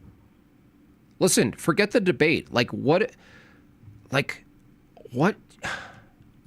you guys think of that? Look, guys, the Muslims are not your friend. They just need a majority of the population. They just need to take the majority, and you'll see who they are. They're not going to be all, hey, brother, remember the Catholics were really nice to us? Brother. We have a room for you, brother. We took your cathedral. We make a room for you, brother. It's a little room with that, a little cross in there, brother. You go in there whenever you want, brother. We'll make a space for you, brother. Catholics are all like, but we worship the same God, remember? Brother. No, brother. Not true. Not true, brother. Not true. Oh, you just came here? Oh, we covered some V2 essential documents that we think are, without a lot of people's knowledge, influencing the current affairs and the things, and they sort of like a perennialist, friendship. The double Dutch that you guys are doing with Muslims is not cool. You know what that ends in? That ends in more Muslims taking over cities like Dearborn, Michigan, under the guise that you're friends with them. You know what I mean? Like, what's a really Catholic place? Like Boston? Like, like those like cliche cities where literally everyone is like a drunk Irish Catholic? When I first went to my Orthodox church, I felt uncomfortable and out of place because people kept looking at me strangely. But then I remembered why I was there. For him. I also didn't take it personally or let it stop me. Because Nice. I understand. You never know who's coming into the church and for what.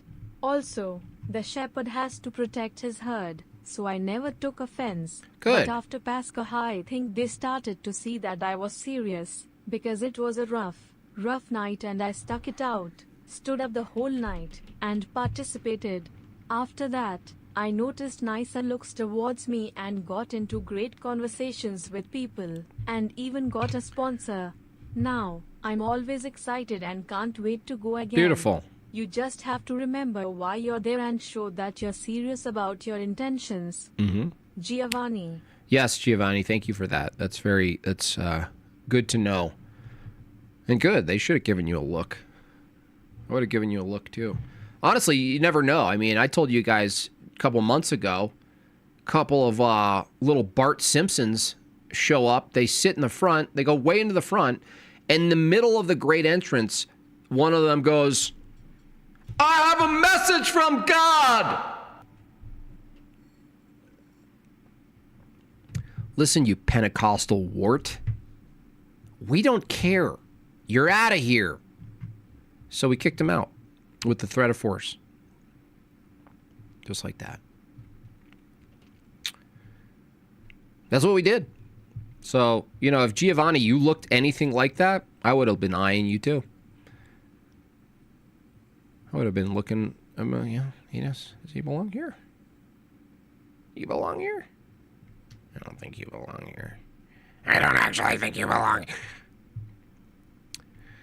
Yeah, like Massachusetts. Oh, yeah, what was I saying? Like, you have that culture, right? And it's like, it's cultural Catholicism. Oh, you just go because you go. Like, you just do it. That's what you do. Ma, I did go, Ma. When's the last time you confessed shit, Joey? Ma! It's like that. Even that, right? Even that version of Catholicism is incompatible with Islam. It's like, even if you wanted to reserve the part of your Catholic upbringing that really resonates with who you are, your family, it's rooted in who you are. Even if that's the thing you're holding on to, that you don't want to convert to something, even if like you thought, well, maybe there's something to it. Think about that. Even that is threatened by Islam.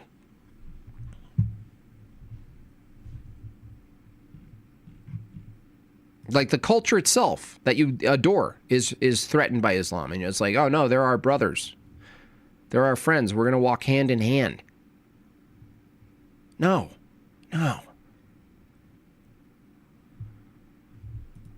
No, dude, no. They're not your friends.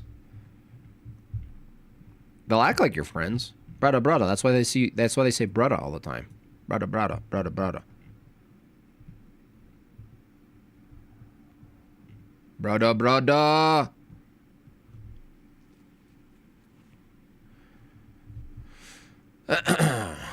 Anyway, one more left. 3 minutes, y'all.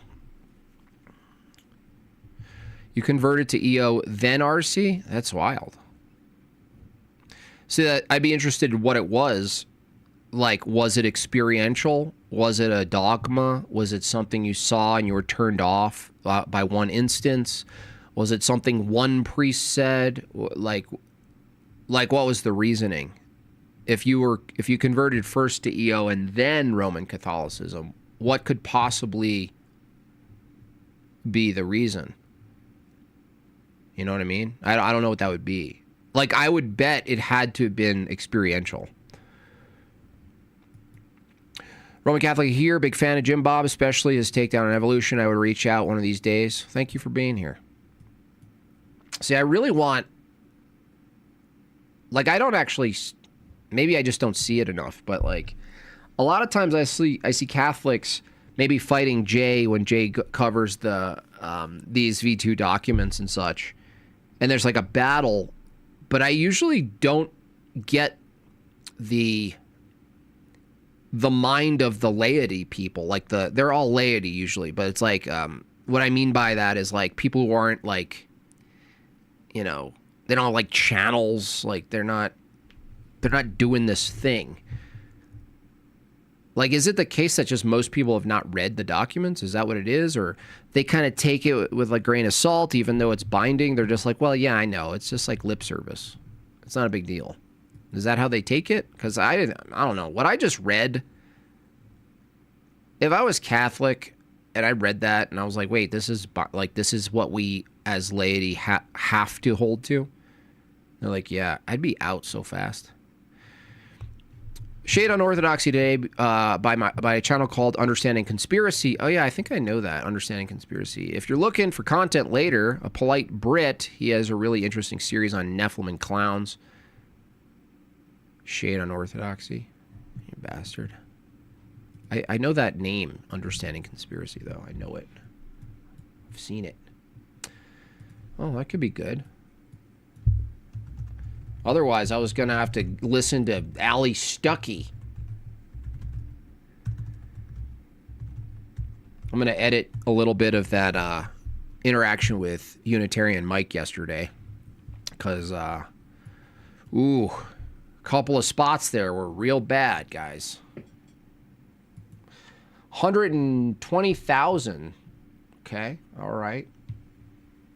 Truther Sessions, Iran war. Is it recent? Is it today stream? I see Iran war.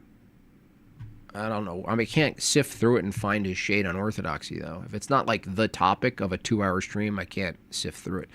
I don't understand when bending the knee became a thing. You mean like in general, bending the knee? I mean, are you just talking about submission? Bending the knee to... What do you mean by that, Craftsman? Starting new goal. Thank you. Yeah, I forgot. What do you mean by that?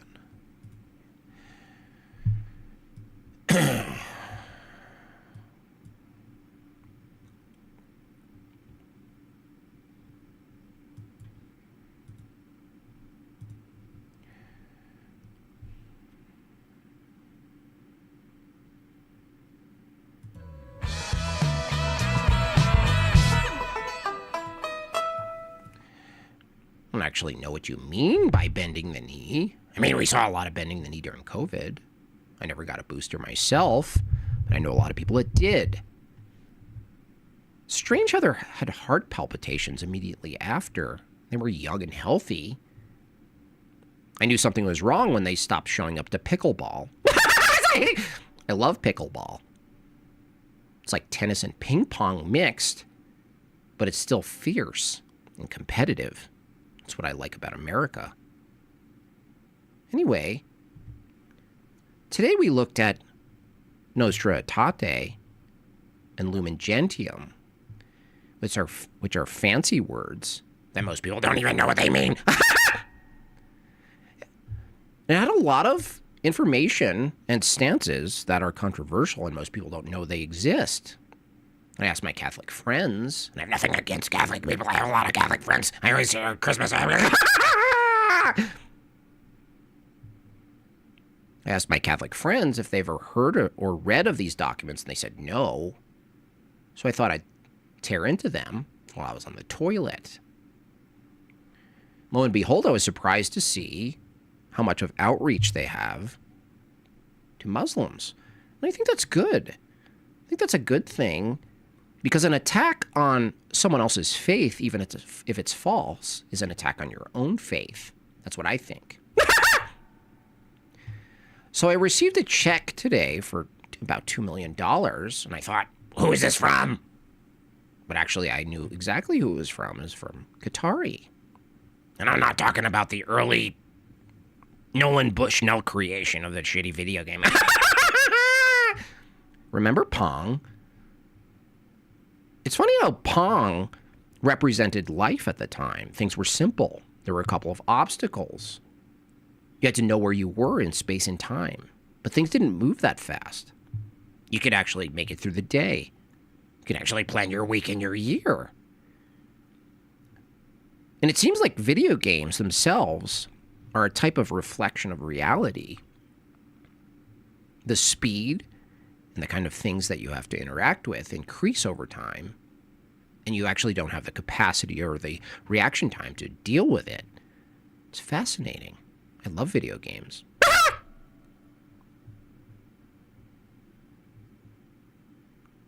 I think that's why Resident Evil really resonates with people, is because they have the sense that they are in a weird dystopian zombie apocalypse. And somehow, the powers that be convinced every group that the other group is actually the zombie. And it's like, who is doing this? I mean, who is doing this? Perhaps it's a small tribe of people. Who knows? I had the pleasure of speaking with Nick Fuentes about this phenomenon, and he seems to think that it is the Jews. I'm not saying that it is, but it could be. Ha! Anyway, that's my take. I'm gonna get back to making my hot cocoa in the middle of Montana.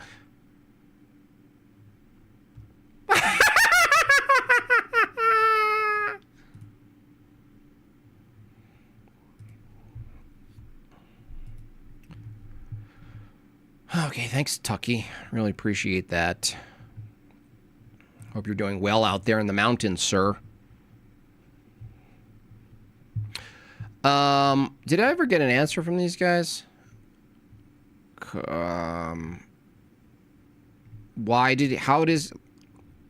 How did he go from, yeah, they say to submit to Rome, but that means to be friends with Muslims. Parallels stood out to me. Isaiah 22 talks about a steward with the key of the house of David, and Matthew 16 as a Christ giving Peter the keys. That's a connection. The keys? Okay, but if the keys are tied to a tradition, how is it that the keys pass down, the authority to teach? How does it push further to innovation? Like, you have all of these things that are unchanged with orthodoxy and a very specific time frame in the thousands, in the year 1000 and onward, where you have these very clear diverging paths between the two.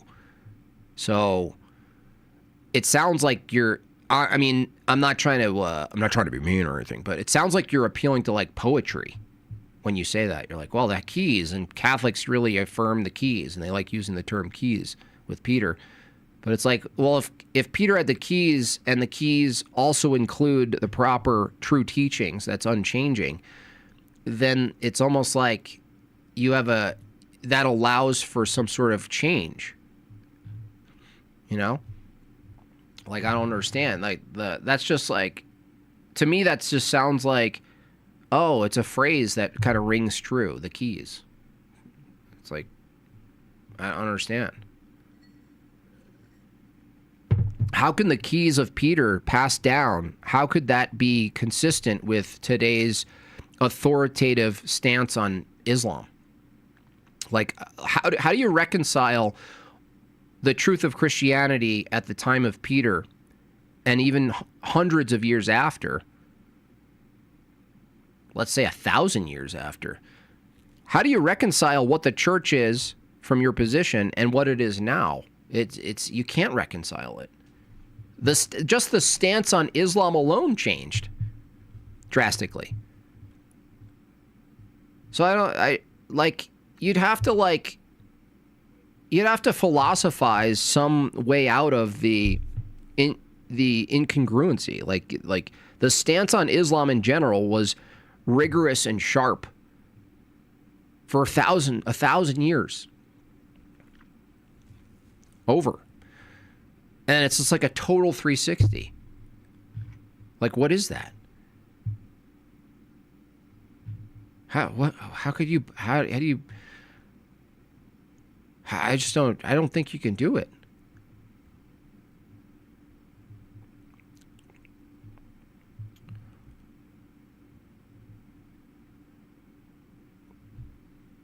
It just sounds like a poetic sounding good thing. Like, oh, the keys, that distinction. I always hear that, the keys. I don't think there's any, I don't even think you could adequately take the key position and show that it's been adequately passed down from a Catholic position because of the doctrinal changes. I don't think you could do it. They never have a coherent criteria as to why all the apostolic sees established by Peter don't have this infallibility, only Rome. They just reassert it's only Rome. Yeah. I mean, I think today, not just as a result of V2 and the entailments that are baked into the documents, but that in combination with a papacy, you get a pope who skittles, you're pretty much done. There is no metaphysical body of the church that rights itself. There's a man, and now you have to double down when there's that corrupt man. You can't be like, well, he's the beacon, he's the guy, he's the shining light, he's the lighthouse. You have to then develop like this arbitrary instance where you go, well, no, he's not speaking. When he's wrong, he's not speaking from his office. When he's right, he's speaking from the office. When he's wrong, he's not speaking from the office. I don't understand. You have to do a lot of internal philosophizing to make all that work. You never talk about Russia making commercials with Muslims? How is that relevant to the theology? Why would I talk about Russians making commercials with Muslims? I mean, how is that relevant to the theology? You guys, do you understand that the documents I just read today are binding? They're not commercials. They're binding documents, not commercials. I explained a real distinction and formal distinction to my wife yesterday. It took 5 seconds for her to start talking about landscaping. That's the right based wife. That's the best. That's how you test your wife. Make sure she's still feminine. To the bishop? Yeah, we submit to the bishop. That doesn't, where the bishop is the church. That doesn't, that's not the same. It's always the same thing with you guys. You do a tu quoque way, and it's not even proper.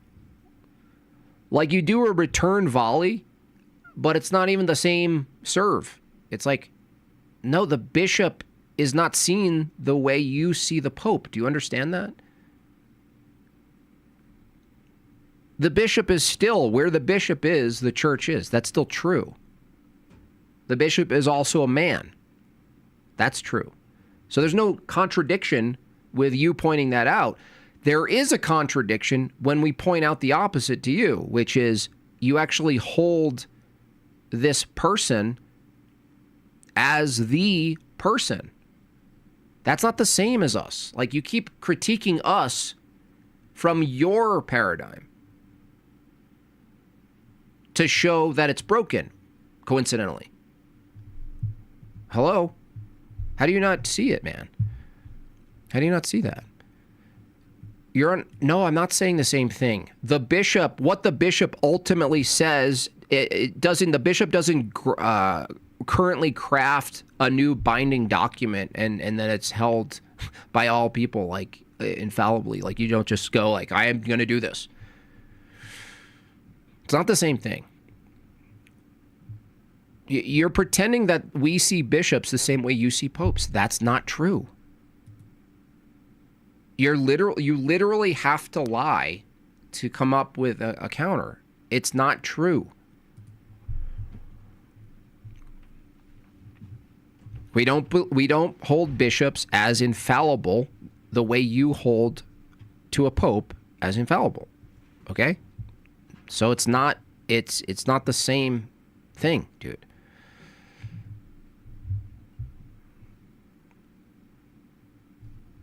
It seems like you would agree with. In fact, that's usually your defense of Catholicism, is that distinction. You go, you clown on Orthodox for not having any ultimate authority.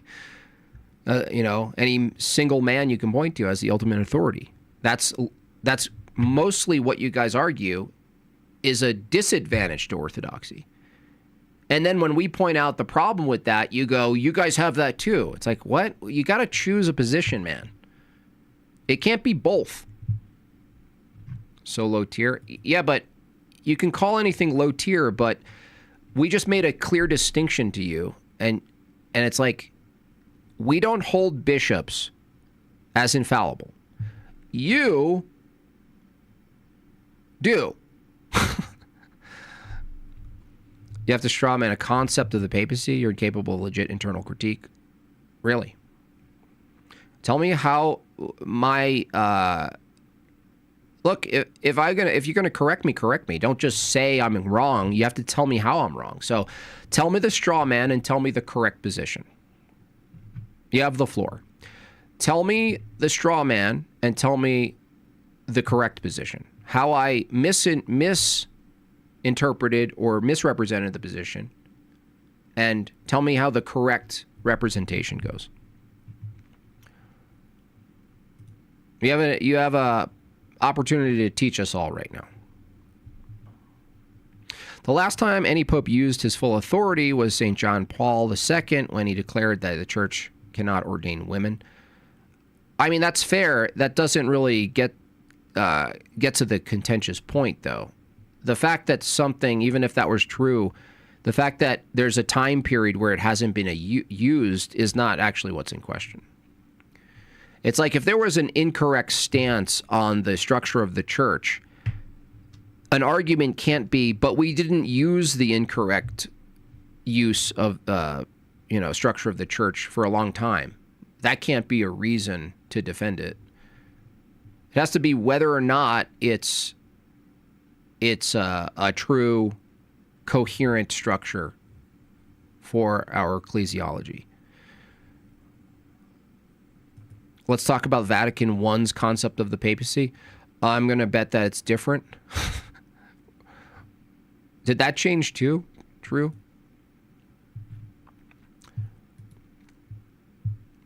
They aren't infallible, but we submit to bishops because Christ is humble and we want to be like him, not because of the legal document in the past that could get you killed for a social outcast today. Interesting. Rakota.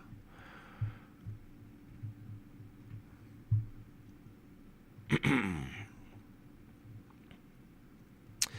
still learning, but I don't disagree with anything that's been properly explained to me. Okay. Momentum, but my question to you was why, and you said the keys thing. So I don't know. Maybe from your experience that was somehow convincing at the time. I don't think that's very convincing, especially because of the drastic, aggressive innovations that have happened in such a short period of time. In contrast to what was held by both, what would be all positions would be like, oh, this is the truth of the church, and then it's like, well, who's schismed? If you ever need cortisol, max watch Jim Bob. Well, I do. I also deliver some endorphins. Okay, so I try to even it out. Okay, but certain topics are a little more contentious. I'm being really calm today, though. I mean, it could be the crash from the weird pre-workout cocaine drink. It's always the keys. Yeah, that's what the Mormons say. You know, it's like a hot potato keys. Jim Bob, these guys haven't even read Vatican III. It's coming soon. It's going to be written by AI, though. They haven't written Vatican III, and you expect them to answer your questions?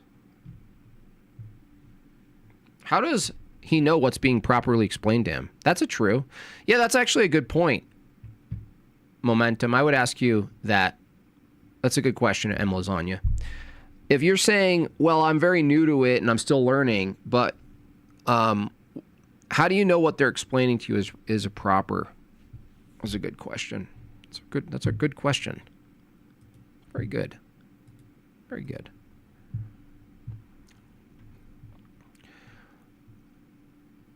Is written by Daniel Hakichu. Oh, they're going to have major. I mean, they're all going to come together and write it together. It's going to be at the World Economic Forum.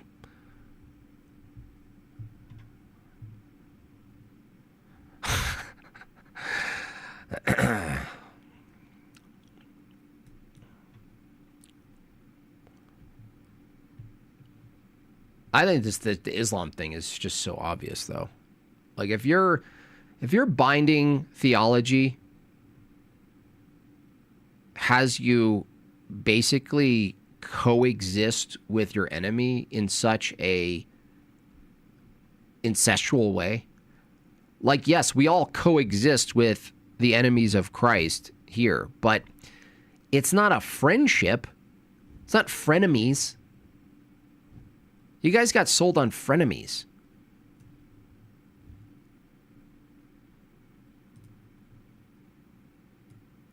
That doesn't work. Frenemies.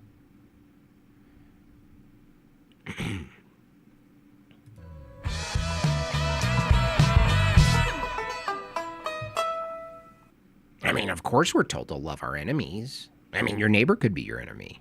You could be your own enemy. That's the thing. I think we're called to, especially in America, first and foremost, we worship liberty, and then second, consumerism, and then there's God.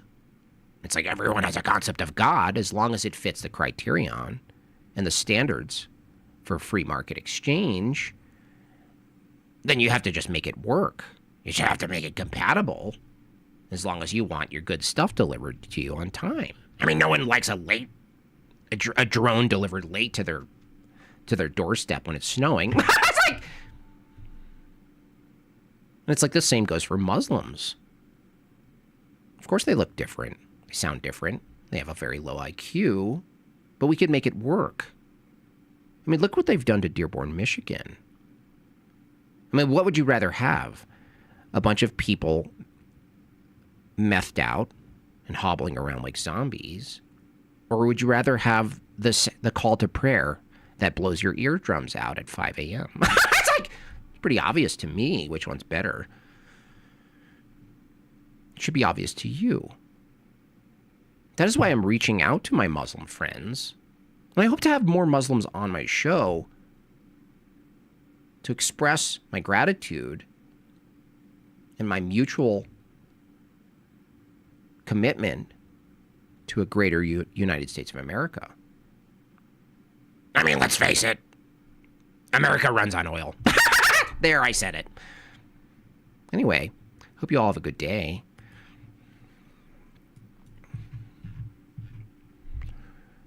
Thanks, Tucky. Really appreciate all of your updates. I mean, I don't know. You must be not really busy to be able to, like, call in to my show, my little old show.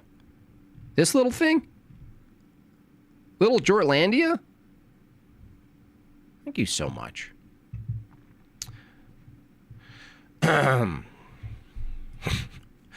8 minutes, four to go. 8 minutes, that's one every 2 minutes. Why are you acting like you don't eat kebabs and curry? You can have kebabs and curry and you don't need to import these people? Are you kidding me?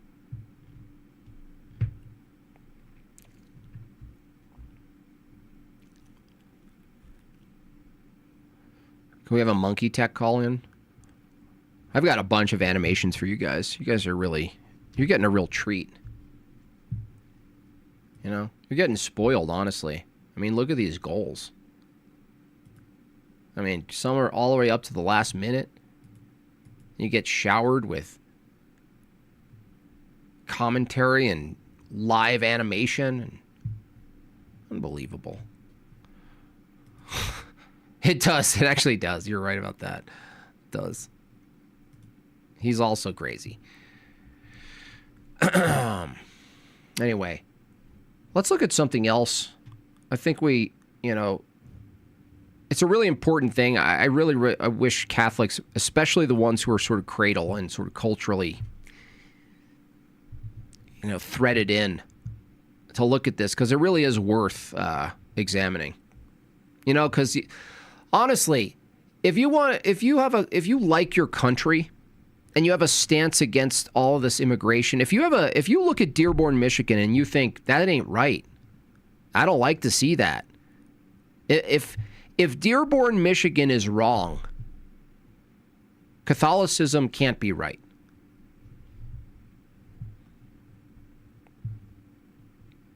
If I become a pope and then declared that the pope is not infallible anymore from the seat of Peter, would it then be... I did ask someone that, Chaw, and I didn't get a good answer. EBT would know the answer because he's a home pope. It's a good question. You're Roman Orthodox. Yeah. Is Dearborn, Michigan okay with you?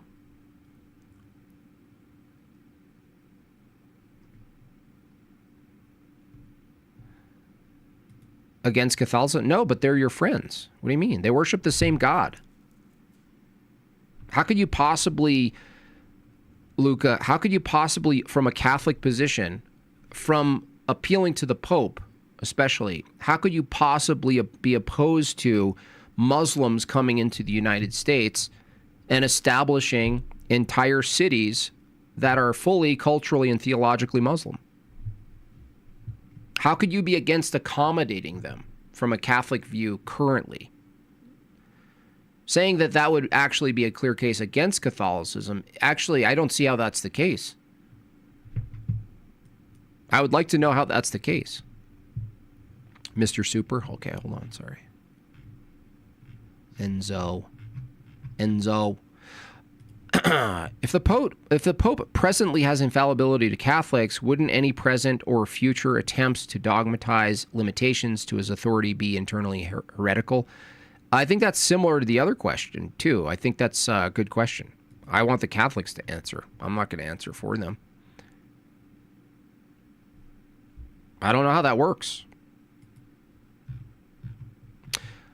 Like, I think I pressed one guy on this, and they said, I think it was EBT, actually. I was like, wait a second. If the Pope has some level of authority where he can sort of draft something up, and you can't really question him, what's the thing that's going to question him if everyone thinks it's kind of wrong? And I think he said the dove of the Holy Spirit flies in and rescues it. No joke. I'm not even scoffing at that. I'm just saying, like, that's what you have to then appeal to at this point, which means that if that's the case, if it's possible, if it's logically possible for the Pope to fail his office in a position to the point where he drafts up things that are completely counter to existing dogma and the history of the church, then now you have something else. So you have to wait for the dove to come in and, like, you know, put him in his place or something. Like, okay, well then, how do you know that's not happening already? I don't know. I have no idea. Why would an argument lead me to the love of God? Well, Christians argued. What do you mean? Paul debated. It could. An argument could. I'm not saying it's the only way you go, momentum, but argument. We were given argumentation from God. You agree with that, right? We were given logic and reasoning and our notional and noetic faculties to know and love God, right? That is to say, we use those to come to truth, and they can be distorted. So that's itself as an argument. You're asking an argument. Like, your question is a form of an argument, is asking for an argument. Why would an argument lead to the love of God? Well, if I made an argument, you're asking for an argument. Why are you asking for an argument then? Honestly, from my position, it's mostly going to be the experience that's going to keep you in a true place, and in conjunction with proper right theology, coherent and defendable accounts of church history, and a line back to the apostles, good Christology, good soteriology, all of it. But for the most part, momentum, it's the experience in addition to those things that you keep coming back to liturgy for that experience. What experience is the keys of Peter, right? That's what you said converted you to Roman Catholicism from Eastern Orthodoxy. That seems like an intellectual experience. The keys of Peter, now it makes sense. That doesn't sound like an experience. That sounds like an argument itself. Oh, the keys of Peter. Yeah, that makes sense to me. Did you experience that? Was that it? Was that the thing? For goal, missed my super chat an hour ago. Hold on, let me find it. I have access to an hour ago. Of course I do. Damien. 1 second, Damien. W in the chat for Damien being so patient. I did not vote for Trump as a theological leader. That's true. It might be very true. I voted because he is the only guy dealing with America's immigration crisis. I can DM you conclusive data that affect if you need proof. I believe that. I believe that he fails on a number of fronts, and he's at least bringing immigration to the forefront, because I think it's every country's first and foremost problem. Because any internal problem, think of it this way. If you have an internal problem, for instance, the West has an internal problem, modernity, progressivism, individualism. Ayn Rand, she and many others have given us a type of mind venereal disease. What an absolute goblin. By the way, that's the next live person I'm going to bring back, Ayn Rand. You guys get, as a punishment for not reaching the goal, you guys get Ayn Rand. She's coming to you this week. I'm going to finish it up, and you guys are getting Ayn Rand. Anyway, what I was saying is, if there's an internal problem inside the country, you can't actually get an equilibrium to be able to tend to the problem when you constantly import Indians, Muslims, Africans, people who don't care about assimilating. They don't even care about your problem. They don't even understand it in the right language. They're like, I want to start a cart. Maybe I make it. They'll just, they just want not the other thing and the full opportunity and maybe some free cash to be here. And it's like, how can you solve anything internal? That's like this. It's like you have a company and you have an internal problem. And instead of locking the door in the boardroom and figuring it out, what you do is you not only let people who are in these other sections of your company in the boardroom, you let all of the people on the street into the building. You're like, how do we solve this problem? And you're like, I don't know, but I think in the meantime, we should fill the hallways of the company with a bunch of people who don't speak our language and poop on the floor. Does that sound like a good idea? Anyway, I believe you. If you're up for more reading, Council of Vienne, Chapter 25 is an ecumenical council for Catholics, and when they use Saracens, it means Muslims. Oh, Saracens, yeah. I remember a guy, one of the Owen Benjamin simps was named Saracen, and I obliterated him in a call-in because I was going after Muslims at the time, and those guys did not like that. They're like, Muslims are based. They don't drink alcohol and they don't listen to music. Isn't that based? No. Not really. We have to have, yeah, that's a huge one. The combination is huge. But it's like, if you don't have kids, you're just, there's room for people. You import them. Just bring them on in. Yeah, why not? Yeah. Mm-hmm. Okay.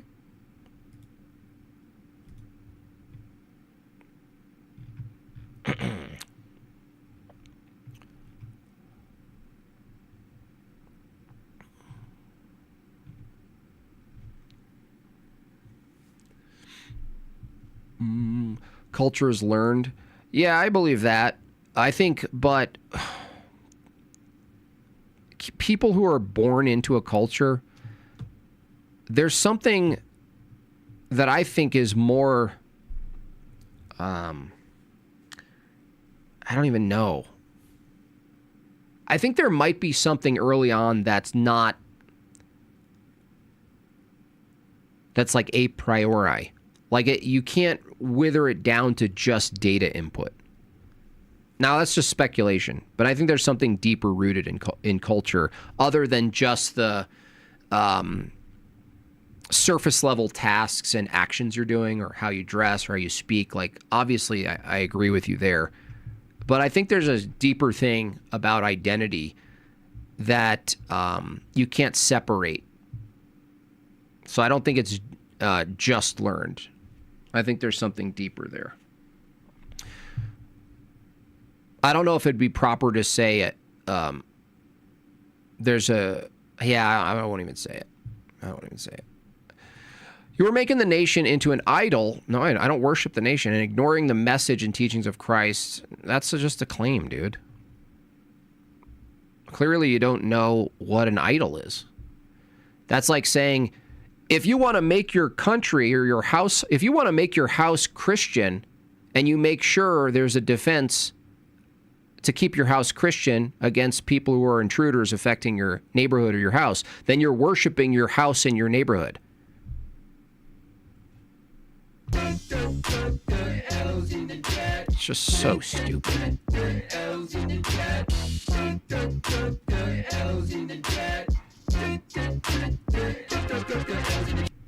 The identity question is question begging? Well, I don't know if it's question begging. It might be recursive. Question begging is really, you start an argument with the conclusion, or you have the conclusion baked in. If it's like language, where it's like, well, what does apple mean? Apple means apple. Like, what is one? What is the value of one? One is one, and the consequence is 2 can't be 1, and 3 can't be 2, and so forth. So I'm not sure about that. I don't think it's question begging in the sense that it's like a formal argument. This is more metaphysics, actually.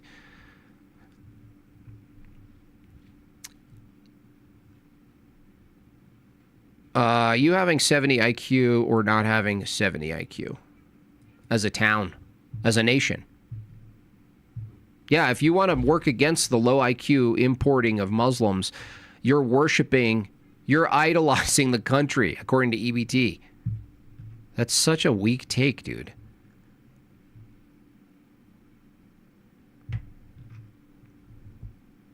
It's weak. It's a slippery slope cover in baby oil. Well, you keep moving. Every time you make something stupid, you move to a next one, and then when you get caught on your stupidity, you go, I'm just playing, I'm just trolling. It's like, wait, you can't ever take you. You should have been a clown, EBT. I'm not even joking. It's not even an insult. I think you could have been a good clown, honestly.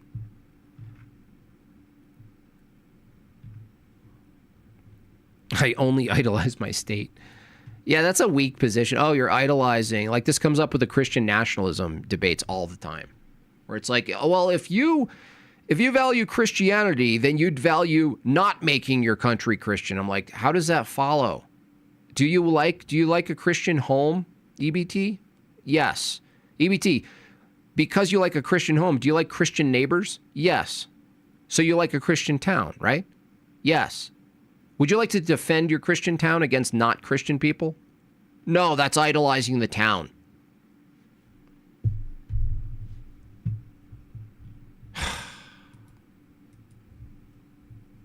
So disappointed. Just disappointed in you. You know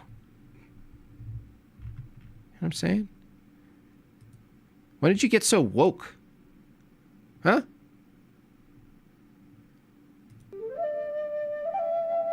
When did you get so woke? Enslaved by truth? You hanging out with chicks? Who are you hanging out with? We are one with tree. We are one with our enemies invading us. Dearborn, Michigan is a reflection of me. Do not idolize the land. Let the Muzzies in. Let them take over. My church, top of the list of importing mass migration into many nations. We don't own land.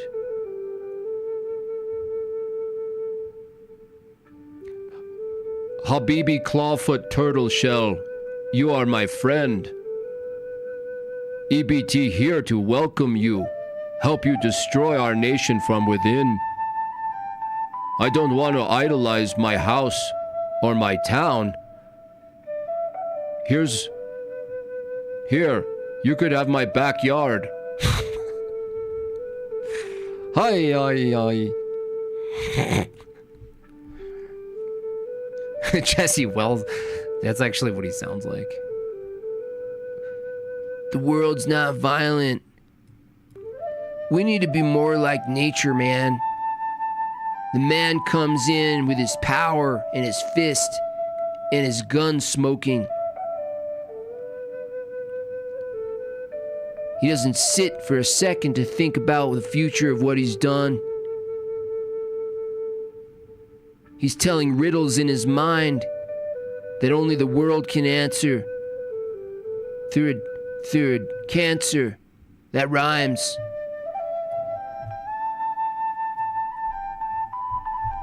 Money's bad, but I'm going on tour. I have a brand new shiny guitar. We gotta change the system, man. I don't know, man. Man makes idols of his thoughts. It's like, shut up, Neil.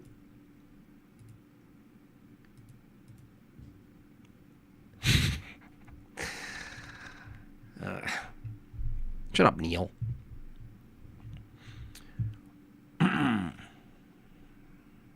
Something else I was going to see. What was I going to see? I'm so glad I didn't do the other topic. The other one was going to suck. Just looking at Canada again and being like, hey, guys, Canada's broken. I just can't. I couldn't get myself to do it. I just couldn't do it. Can't do it. Okay. Okay, there's no evidence for evolution. Okay, I'll do it. Look, dude, I don't care. I consider this a, what do you call it? Palate cleanser. Palate cleanser for me. Shut up, Neil. Yeah, Canada, you guys are so weird. It's like watching, I don't know, like I almost want you guys to just skip to Hunger Games. What can I say? I just want you to do it. Like, usually we're so disgusted. We're like, oh my God, dystopian future. And I'm like, just do it in Canada. Because that's why every time I watch something, I'm like, what does this happen? Where is this? What world is this in? No, it's Canada. Did you see that? Like the clip, though? Oh my God. Here, let's look at that for a second. That talk from that weird, and the red, like red, blood red room with the word liberal.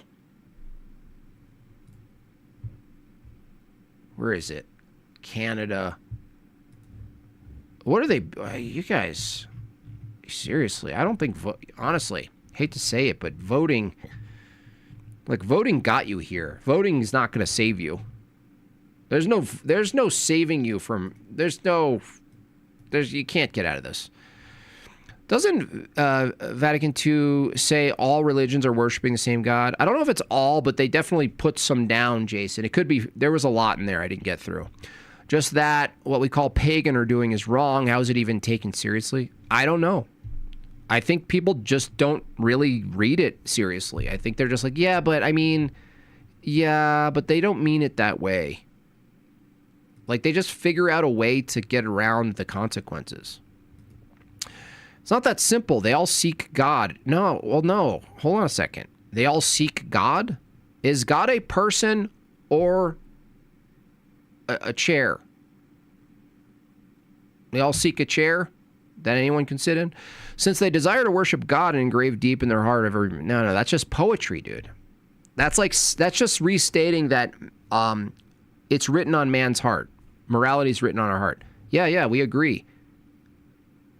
But that's not the problem. Is much deeper than that. That's much deeper than that. You can't just say a platitude that's generally true about all people, because in the documents you get specific with the types of faith. You guys say Muslims adore the true God. Not that they seek. It doesn't say Muslims seek the true God. It says Muslims adore the true God, Luca. Luca, is the true God known?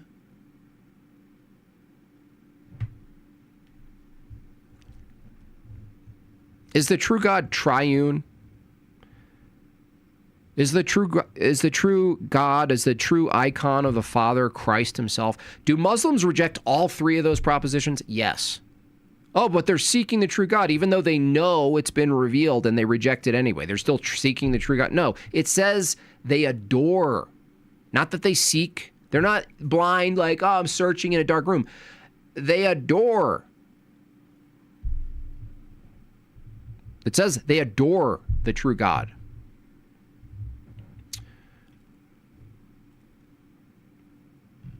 Yeah, there's no way out of it. You can't use poetry to get out of it.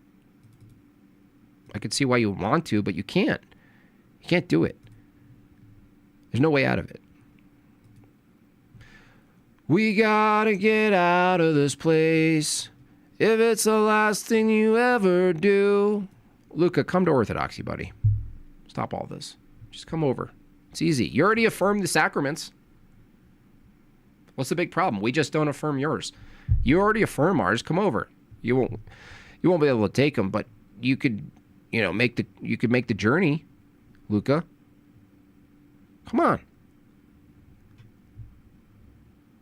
Come on, Luca. Pop off. Come to Orthodoxy, where things really pop off. Let's go. Christ is risen. Thank you so much for that. Blessed bright week indeed. Thank you, Rip. To all my Orthodox brethren. It's amazing. Canada's funny. Yeah, we're about to see it. Look at this chick. Look at the red. This is crazy. This is like crazy. It's like